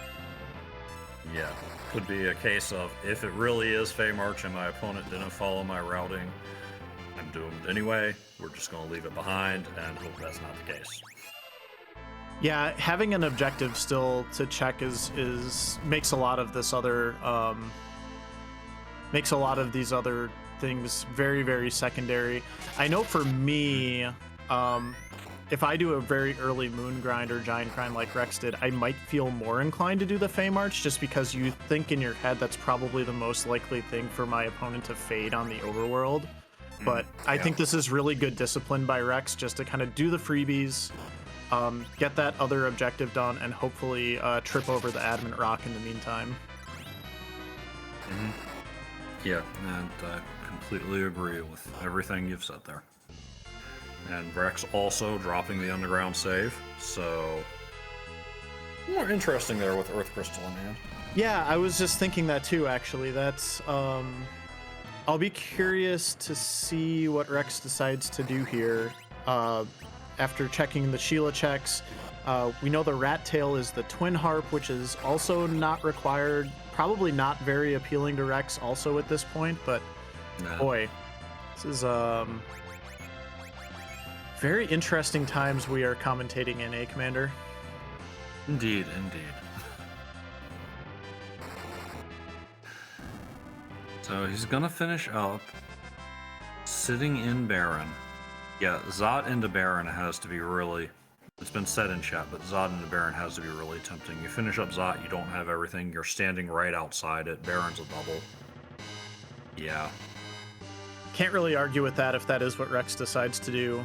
Infinious, meanwhile, gets his Earth Crystals, so he is one key item away from Go mode as well. And now it's just a race to see who can fall over their last key item first that they need, because they're very well hidden by Niabari. We know where they both are, but they are not going to be places where our runners might be logically inclined to check right away. And Infinious, with just the one check left, says, yeah, we're not going to leave this altar behind. We're at least going to look at the boss. And yeah, that'll give him a Baron key and some things to think about. Well, two, actually. He still hasn't done Murasame altar. He's definitely not leaving this behind. Yeah, that's just a really big question to me still. I think a really good comment from Blue Cat Loach in the chat. It's smart routing, just not the correct routing.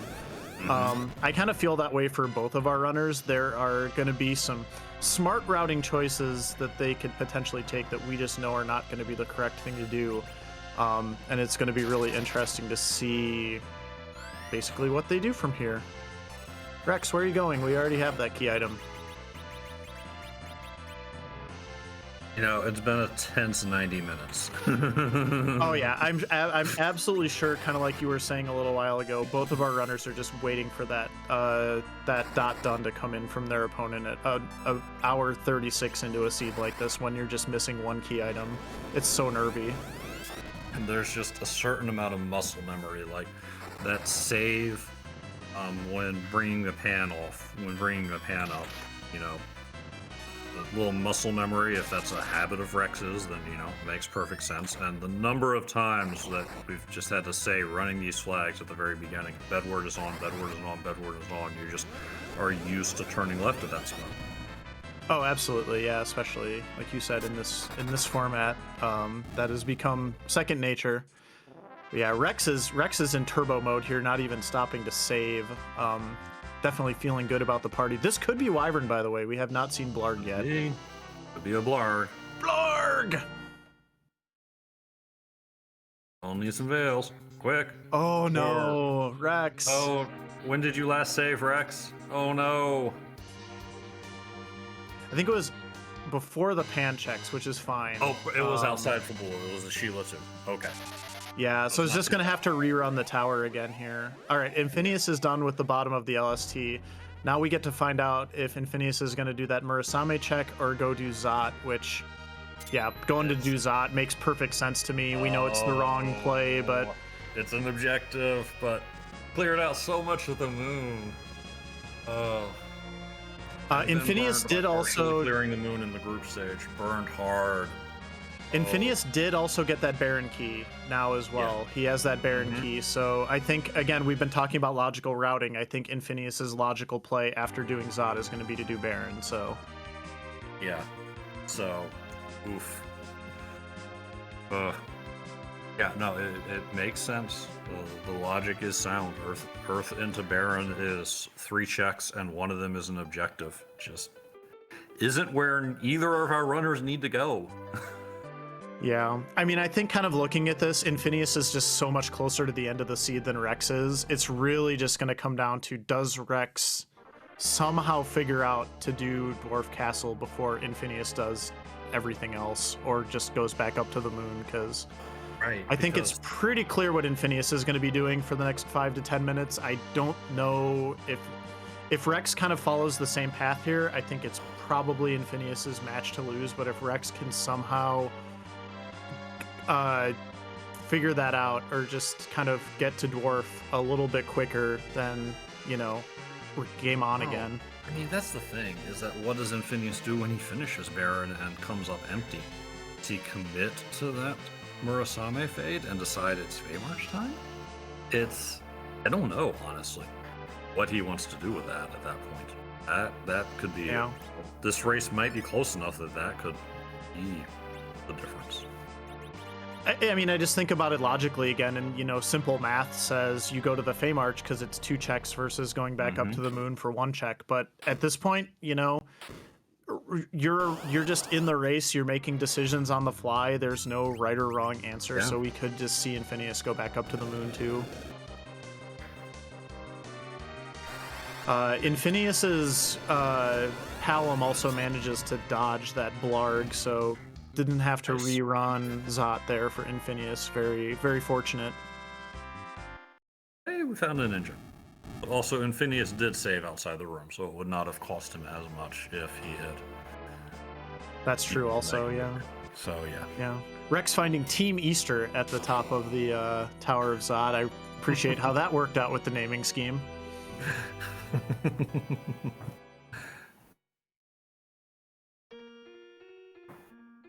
Yeah, we've been kind of talking here, but just to get everybody up to speed, all Infinious is going to have left after this, he's going to have both Baron checks, both Feymarch checks, and that Murasame altar, which is where we know the Legend Sword is. Rex still has to do, or has on the table after this, Twin Harp, the Baron Key, the Feymarch, the whole tower, and Dwarf Castle, and we know Dwarf Castle is where the Adamant is. So there's just mathematically, it seems more likely that Infinious would find what he's looking for first, but we don't know what Rex is gonna do. I think both runners potentially are gonna feel in a little bit of a gambling mood. They have both taken some unfortunate wipes. Rex maybe more so than Infinious, but they're close enough that it's not a foregone conclusion what they might do. They might not be feeling like doing logical routing at this point, so. Rune Axe. Okay. Just a Rune Axe. And Rex getting a little bit of time with that crumble skip that Infinious is spending on inventory management. Yep, and here comes the Baron Key from Rex. Another reason that this makes sense from Rex's point of view is the Baron Key did come from the moon. He made that play and committed to full clearing the moon, so if you're going to gamble that the entire seed is through the moon, which that's a very reasonable thing to do if you make that play, then this makes sense. Yeah, the moon gave some, but it did not give all. And Dwarf, common fade for moon first players. So I'm still not over the way this seed split up, in case you can't tell. Yeah, this is about as divergent as you can get in a seed like this, with Rex opting to go do a giant grind and then the entire moon before coming back down, and Infinious doing what we will maybe say a more traditional routing in that regard. So yeah, bottom up, took K value because it was an objective, and then left the Murisame altar behind. yeah, and that decision really does kind of factor into how this has played out too, because I think typically the Cave Bahamut and the Murisame altar kind of go nicely together, but because of Cave Bahamut being an objective plus Infinious feeling that need to leave, like you said, do a little bit of a grind and check an objective, it's very easy to understand how that got orphaned by Infinious in this case. So yeah, and especially with K value giving the objective chase so that it was done when Infinious made his return trip.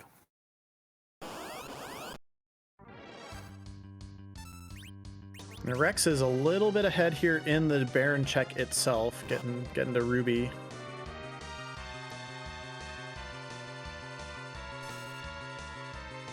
Going for another crumble skip. Very nicely done by Rex. Yeah, getting back a little bit of time. He crumble skipped the Tower of Zot to get out in front here, and did it again here at the throne. Hey, it's Kane. Hey, look at that. We found an edge too late, and now we found a cane too late.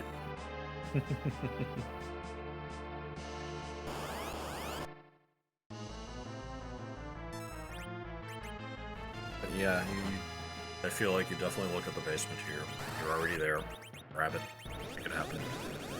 Yeah, it's just all about efficiency for both runners at this point, I think, just because you already have your levels, you already have your end game levels, you're ready to go fight Z. You've seen Valvalis, you've seen Wyvern, there's nothing that scares you. You've seen Golbez, so it's just get these checks done as fast as possible, find items. There's our package, by the way. Great. Well, now we know where Neobari hit all the key items. Also, because we've seen the spoon, we've seen the magma key. So, Is that a package if it's not a dupe? Who haven't we seen? Not that we care. Not that our runners care. we also know Infinious is going to 17 out of 17 this seed now. Yes, indeed.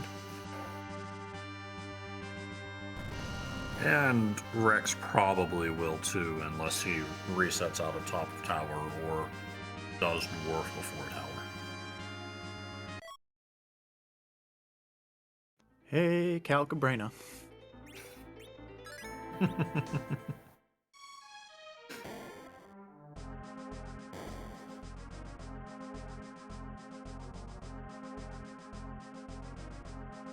All right, Well, so that was a quick that. fight for Rex, about as quick as it gets, and There's our reset. Now we'll see where Rex goes from here. This is very, very big. Yep, you laid out his options perfectly earlier. Tower key makes sense for the double. But Rex is apparently going to be a fan of the people, runner of the people, and check that harp. Yeah, feeling behind, I think, kind of dictates this decision. Can't really fault it again, and we know it's the wrong one, but Rex is trying to win this race. I really respect this. Yes. Or possibly just making the people happy on a Sunday morning. But either way, Rex is... that's definitely a possibility. It's like 146. I'm surprised the done isn't here yet. Where is it? Okay, whatever. I'm just going to go check music. And that also that is the mindset. Too, is that 146, no done. The thing I need might be in a spot that's likely to be faded. So, yeah. Absolutely. And Infinious going to do the Fey March, so we gotta...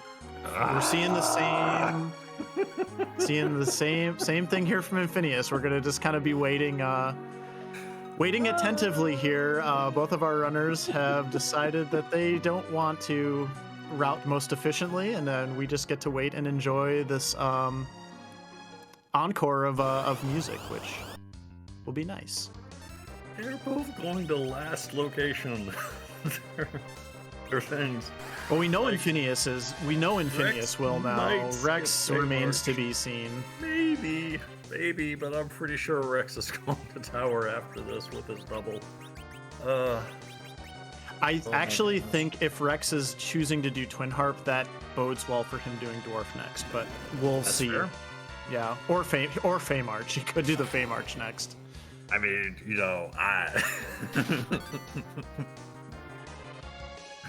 It's very interesting, but also agonizing to watch these last decisions. But I know that it would be far more agonizing as a runner in this shoes.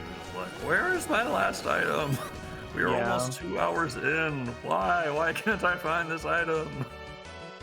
Yeah, I was just thinking the exact same thing. Like, we're sitting here kind of musing and joking about it a little bit. I'm sure our runners are just beyond stressed at this point. So.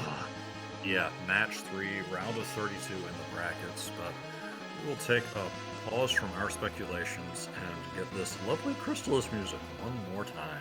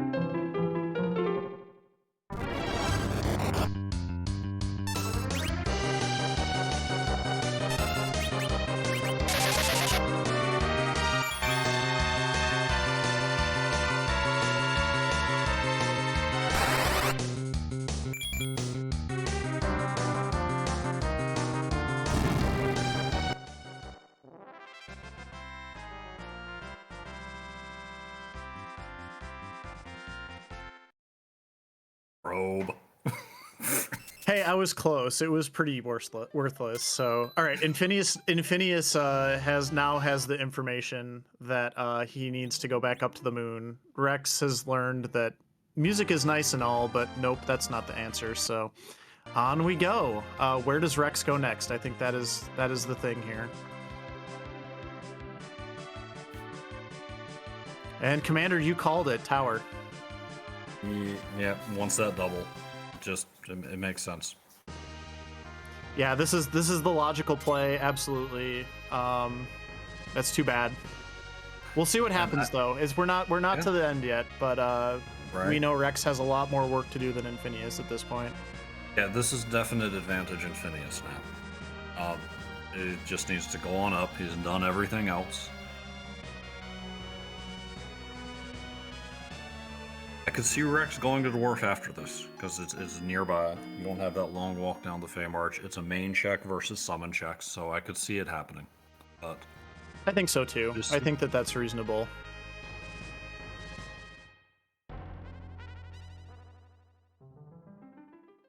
Yeah, just to get everybody up to speed here again.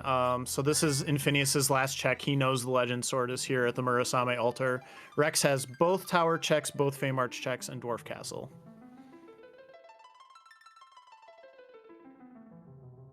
And I don't remember what was at Murasame altar, but it's nothing that's going to trouble Infinious, I don't think. I think it was Leviathan. Yeah, it definitely won't trouble him then.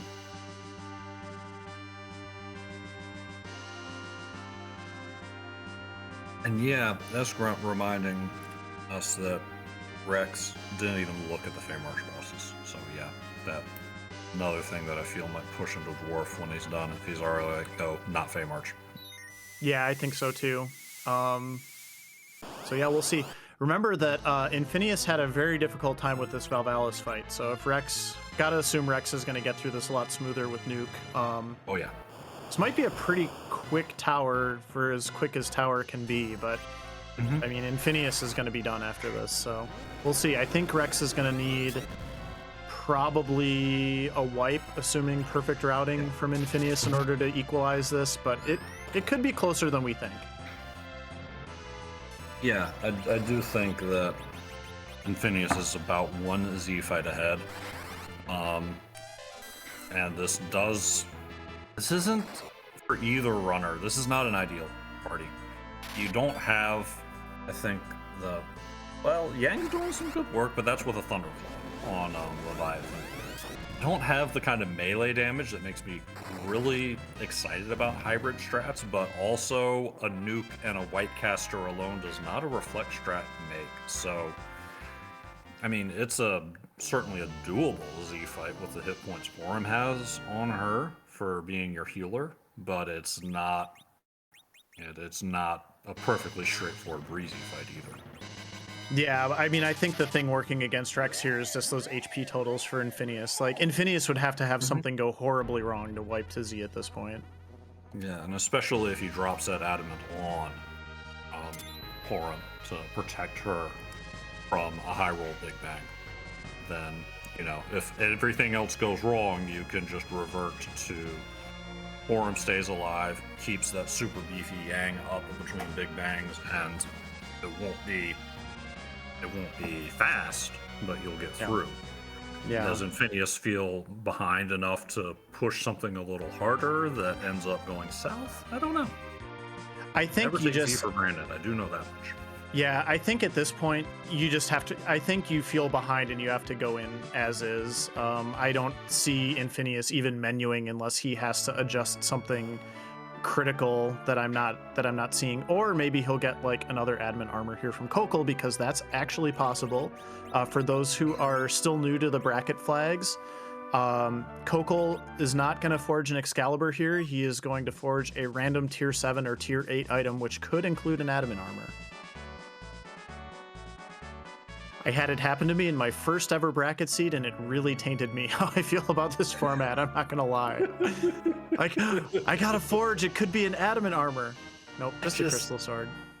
So see, and there it is. It's a big pile of money if you wanted to buy something from the shop. Like, I didn't make it this far, so I didn't get to practice this much. But my thought generally was, you know, I'll forge if it's an objective. But if it's not, I don't feel like rolling the dice. Yeah, it kind of depends on your party composition and what other gear you have found, I would say too. But really the characters that benefit the most from forging would be Edge and Kane, and neither of them is in the party for Infinious. So here we go. Infinious is off to fight Z. Rex has unfortunately chosen the Fey March, and we know that that is the wrong decision. So Rex also looking to last location, that last piece of forge, and we will see how this goes for Infinious. He's already heading on in. are, however, these things tend to happen in chat around this time. You see that? You know, chat, we just woke up. It's not time to go back to bed yet. I'm not even ready for a nap yet. I drank a bunch of coffee, so I'm good.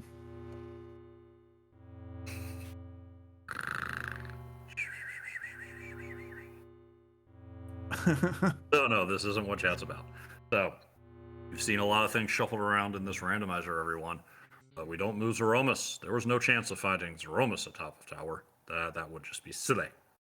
Instead, Zeromus stays here. But we do like to randomize something else.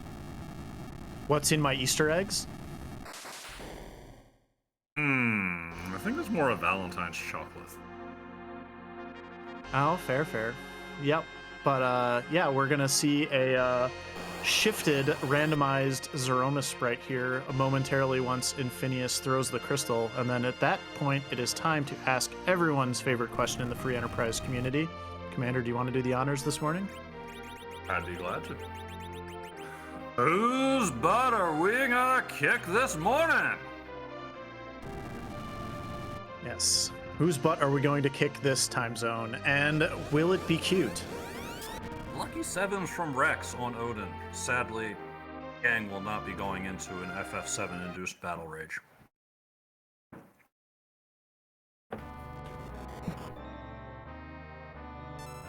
Looks like Z is feeling a bit coy this morning. Wow. I wish I had said it first, but wow. I was ready to go. Sorry. Oh, you're fine. You're fine. I love this sprite, by the way. I absolutely adore this sprite. This is new to me.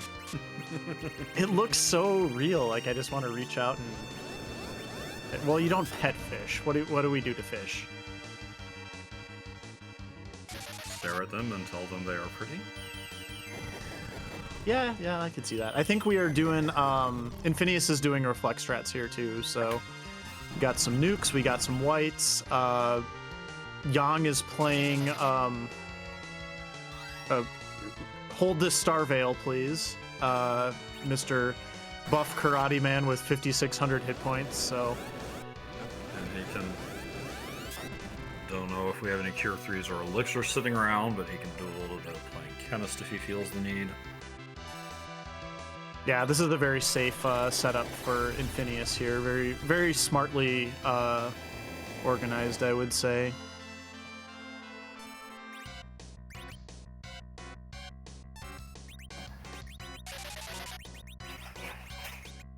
Tella's decided it's time for a mid-morning nap, so can't argue with that.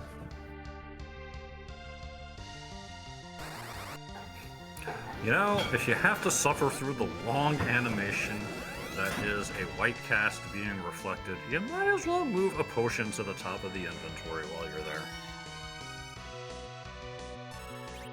It's all about that time management, so. But yeah, we're probably only one or two more spells away here from the finish. Infinious is playing this very safe, keeping both mages topped off on hit points, so. Yeah, don't want a high roll that you don't manage, you know, because even if you do want to try and nerf with a quick crystal toss, that might not work. You don't want a high roll dropping one of your mages and slowing you down. Yeah, definitely not. And Rex gets the news that the Fame Arch is not required, and parks it on over at Dwarf Castle, which we know is his last check as well. Z did get off a black hole for Infinious, which could have been problematic, but very smartly gets that wall back up. Gets the last reflected nuke. I've got to think this is going to do it. But yeah, one black and one white is not going to get you past black hole in most cases. Nope, and there sure we enough, go. Infinious down is goes the fish. And Infinious is through to the round of 16 from the looks of things with a time of just a little north of 2 hours. 2 hours and 35 seconds. And Infinious has joined us here in the commentary booth. Infinious, GG's. GG's. Yeah, I don't feel like I deserve that one, but I know. I think from what after discussing it with Rex after the race, yeah, I feel like it was just that was an unfortunate thing that happened to him, and yeah, that just really stung. So yeah, I can't help that, but it is what it is. Yeah, we're going to talk to both of you about that. I think this was definitely a race where both of you stumbled a few times.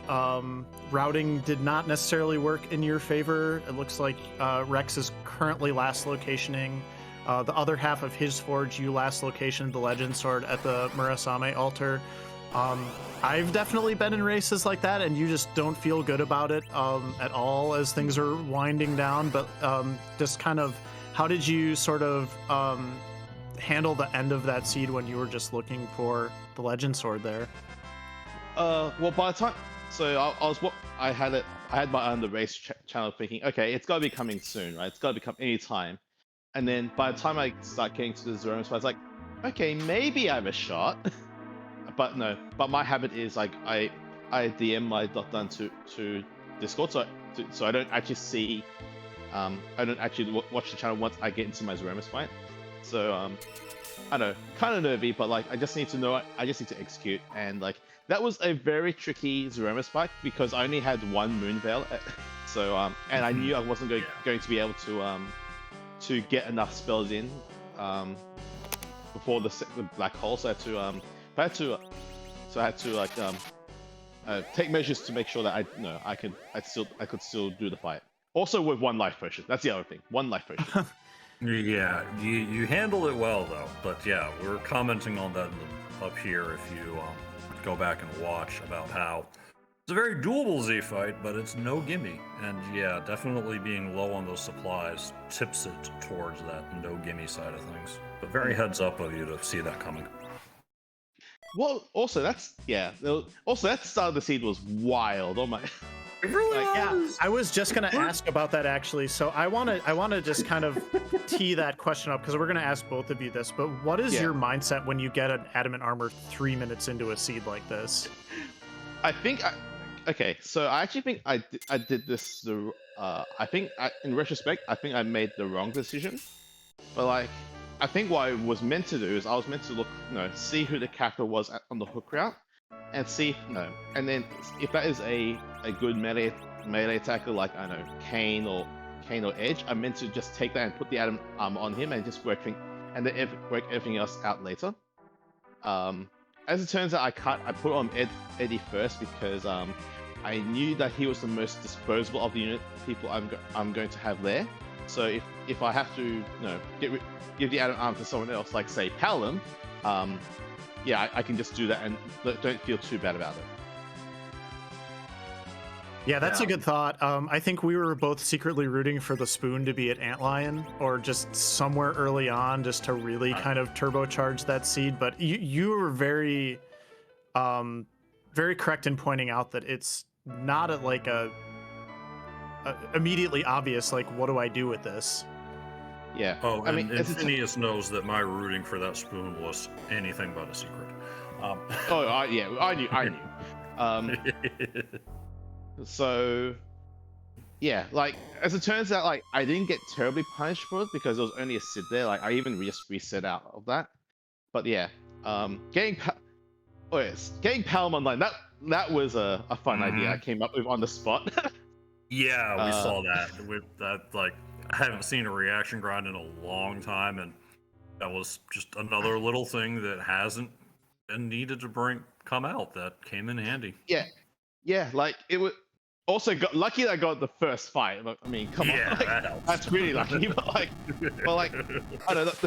I don't know. My fear was that okay, I'm going to give the Adam arm to Palom.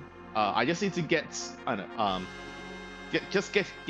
little bit of a kickstart, and then we can work things out from there. Just kind of knowing that I end up being one level short of Quake by the time I got to the safe point outside the hook before you fight the King Queen spot. So I had to take some random counters. So accidentally tried to run buff or something and accidentally ran away, but that's neither here nor there.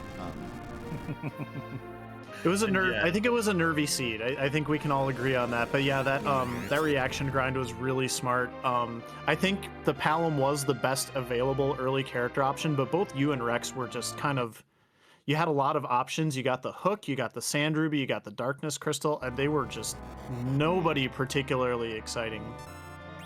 Yeah, it was a shame that vanilla sand ruby ended up being a duplicate Edward. I mean, would like to have seen like I think it was I probably would say it was literally anyone other than Edward. I think. So kind of unfortunate, but you know, these things happen. It's a randomizer. They, you know, put things in random spots. Also, can I also mention this is in race 2 against Rex, it was Mega Sisters at the sewer spot, by the way. Again. Last seed, it was required because that was our objective. And I saw it there, I was like, really? It's gonna be required again, isn't it? I hate it. Not this time. No, not this time. I don't know, I feel like bailing on the I will defend bailing on the after getting those two chaining key items of Baron Key and Earth Crystal, you know, from the bottom 4. Sure. Like I think that's like, especially considering I think at that point that would have been I think that was I got Pass, I got Spoon, Baron Key. Yeah. Absolutely. I think I made that comment when Rex got the Legend Sword, because Rex actually did a true like top-down moon, because he did the moon before even doing the hook route. I was like, Infinious is gonna check that last. yeah. I wasn't sure, but Rex definitely. But Blaze called that. Unfortunately, Commander, you called that Rex was gonna check Dwarf Castle last, and that also turned out to be true. So I think we both got one prediction right there. So yeah. Early moon divers tend not to like Dwarf Castle. Seems weird. And that was the one saving grace I figured, was that as soon as I got that the Adamant Rock, I was like, okay, so this is probably my one out to, you know, if Rex did a D machine grind, that I have an out chance to win this scene. But I don't know, even then it only took the fact that Rex still took a wipe and he last second that I actually end up taking this. I think D machine grinding was probably the correct call, but like given you saw signs on the moon in the moon shop as well, it was hard to justify. I felt like it was just hard to justify when you had sirens right there, you know where they were.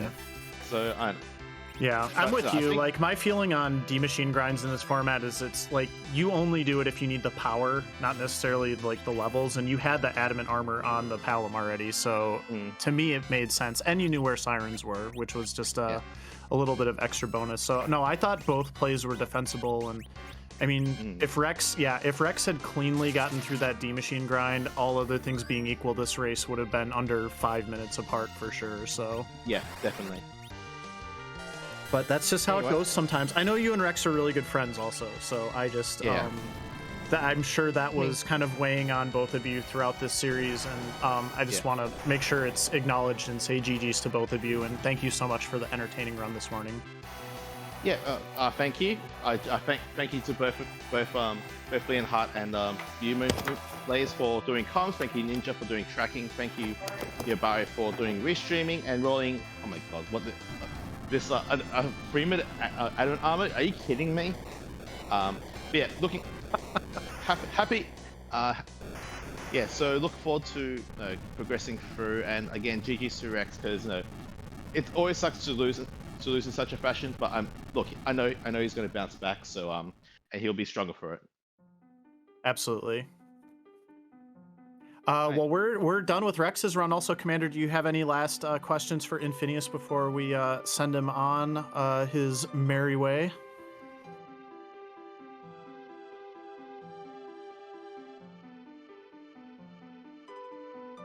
I will take that as a no, and GG's again, Infinious. Good luck in the next round. I believe you play Possum, is that correct? Yeah, I didn't want to include spoilers in my naming scheme, so yeah, but yes, it's Possum.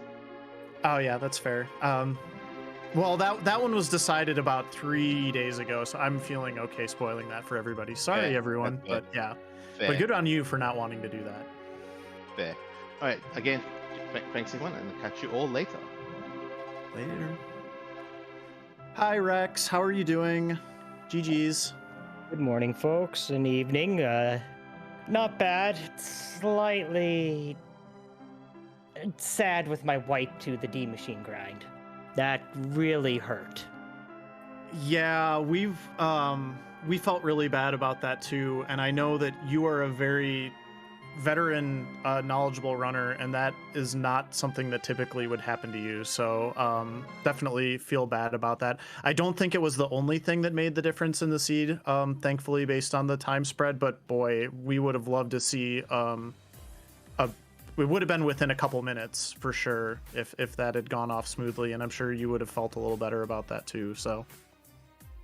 Yep, definitely would have felt a little bit better about it, but it is what it is, and we'll take it. Infinious is a great fella. All the best of luck against him in his next upcoming matches, and we'll be back to do this again, of course. That was a good time. I'm glad to hear that, and I know that you and Infinious are pretty good friends. Getting to play each other in the first round of the bracket, and I know that can be kind of a mixed blessing, because it's like, hey, you know, I have to play against a friend, but hey, at least one of us is going to move on. So Yep, it is, but at the same time, it's fun. Infinious is always a good time to race with, so no, yeah, it was. And you got all 3 matches in, no ties, despite your best effort, I'm sure. And oh, I wanted a tie so bad. I feel terrible. Well, now you have even more motivation to come on back around next time and make sure it happens. Yep.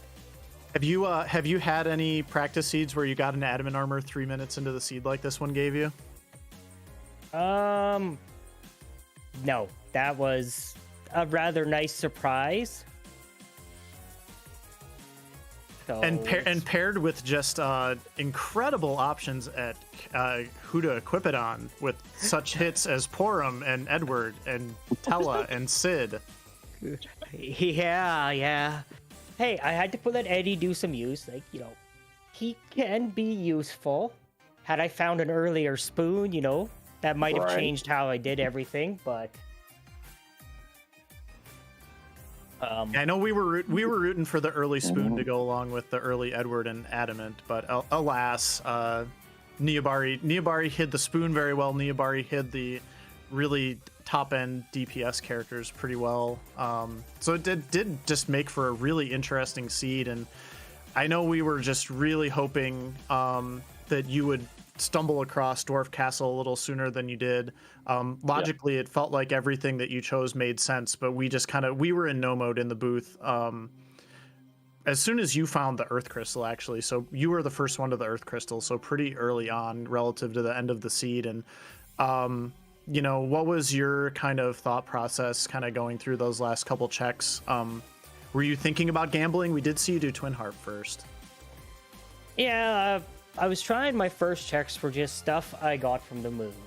So Earth was from the moon, Baron was from the moon. Technically, Twin Harp came from the moon as well, because it was through the Luca Key and the Rat Tail.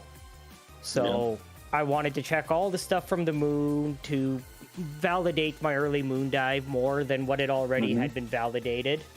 And once all of them went down or were turned up no good, I just went for the more checks. So Tower was a double item check, Fey March a double item check, and Dwarf was single item check double boss. So it didn't make sense to me to route the Dwarf in first.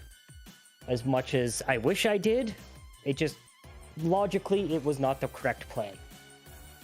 Yeah, and that's perfectly understandable. Hindsight always being 2020, but yeah, this the way that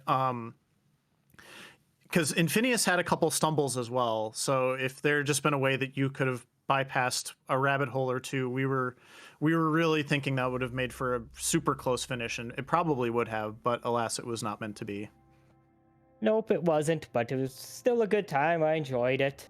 It's something I can work on. Just be a little more careful with my D machine grinds. I I don't know if you guys noticed on the second one that Tella missed a center spot week. Oh, no, I don't think I did notice that, but that is very, very uncommon. Yeah, that's the first time I've had that happen. That I've never had Tella's center spot miss a week before, and what do you know? That was a first. No guarantees.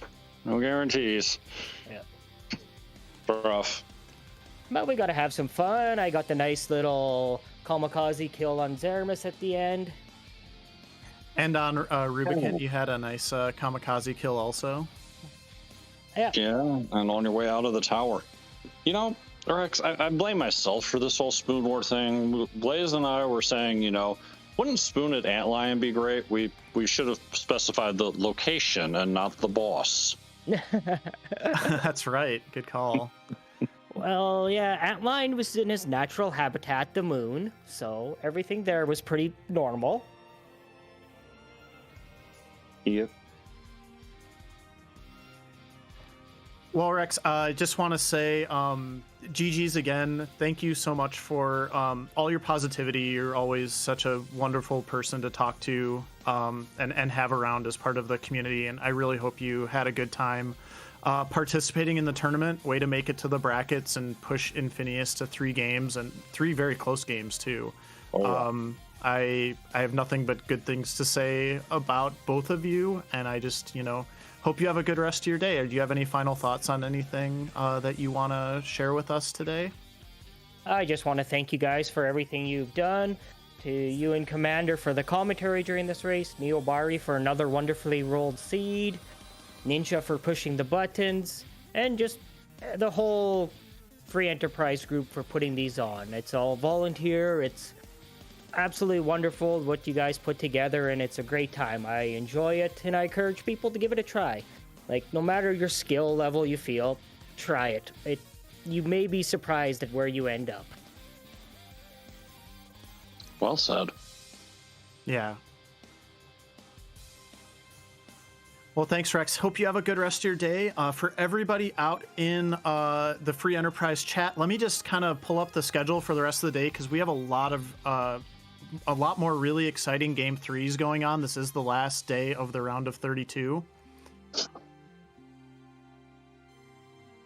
And the good news is they're all going to be on Restream as well, so you get to watch all of these matches later on today. So at 5 p.m. Eastern, we've got Judge Joe versus Gale Swift. That's going to be here on Free Enterprise. At 8 p.m. Eastern, we've got Woobear versus Xenocat. That is going to be on Free Enterprise 2. And then at 9:30 p.m., this is the one that's going to determine who I play in the round of 16, so I'm definitely interested in this one. We've got Loof versus Plumeria Knight, and that is going to be here on Free Enterprise as well. So everybody can go take a little bit of a break for the afternoon, get yourself some Easter candy, or whatever else you might happen to be celebrating today. It's also Passover this weekend, so if anybody is celebrating Passover, hope you're having a good weekend as well. And we are going to be rating Nth, who is doing an Easter-themed async. So that is going to do it for us for now, but we will be back later. Commander, anything else you want to add before we head on over to Nth's Easter async? Don't spoil the seed for Nth, or you will be bonked. Nth might want to come back and watch it later. But other than that, you've all been great. Blaze, everybody, Ninja, Neobari, chat. Pleasure to be here with you. Yeah, always a good time with you as well, Commander. Thank you so much. And we'll see y'all later, everybody. Take care and have a good rest of your Sunday.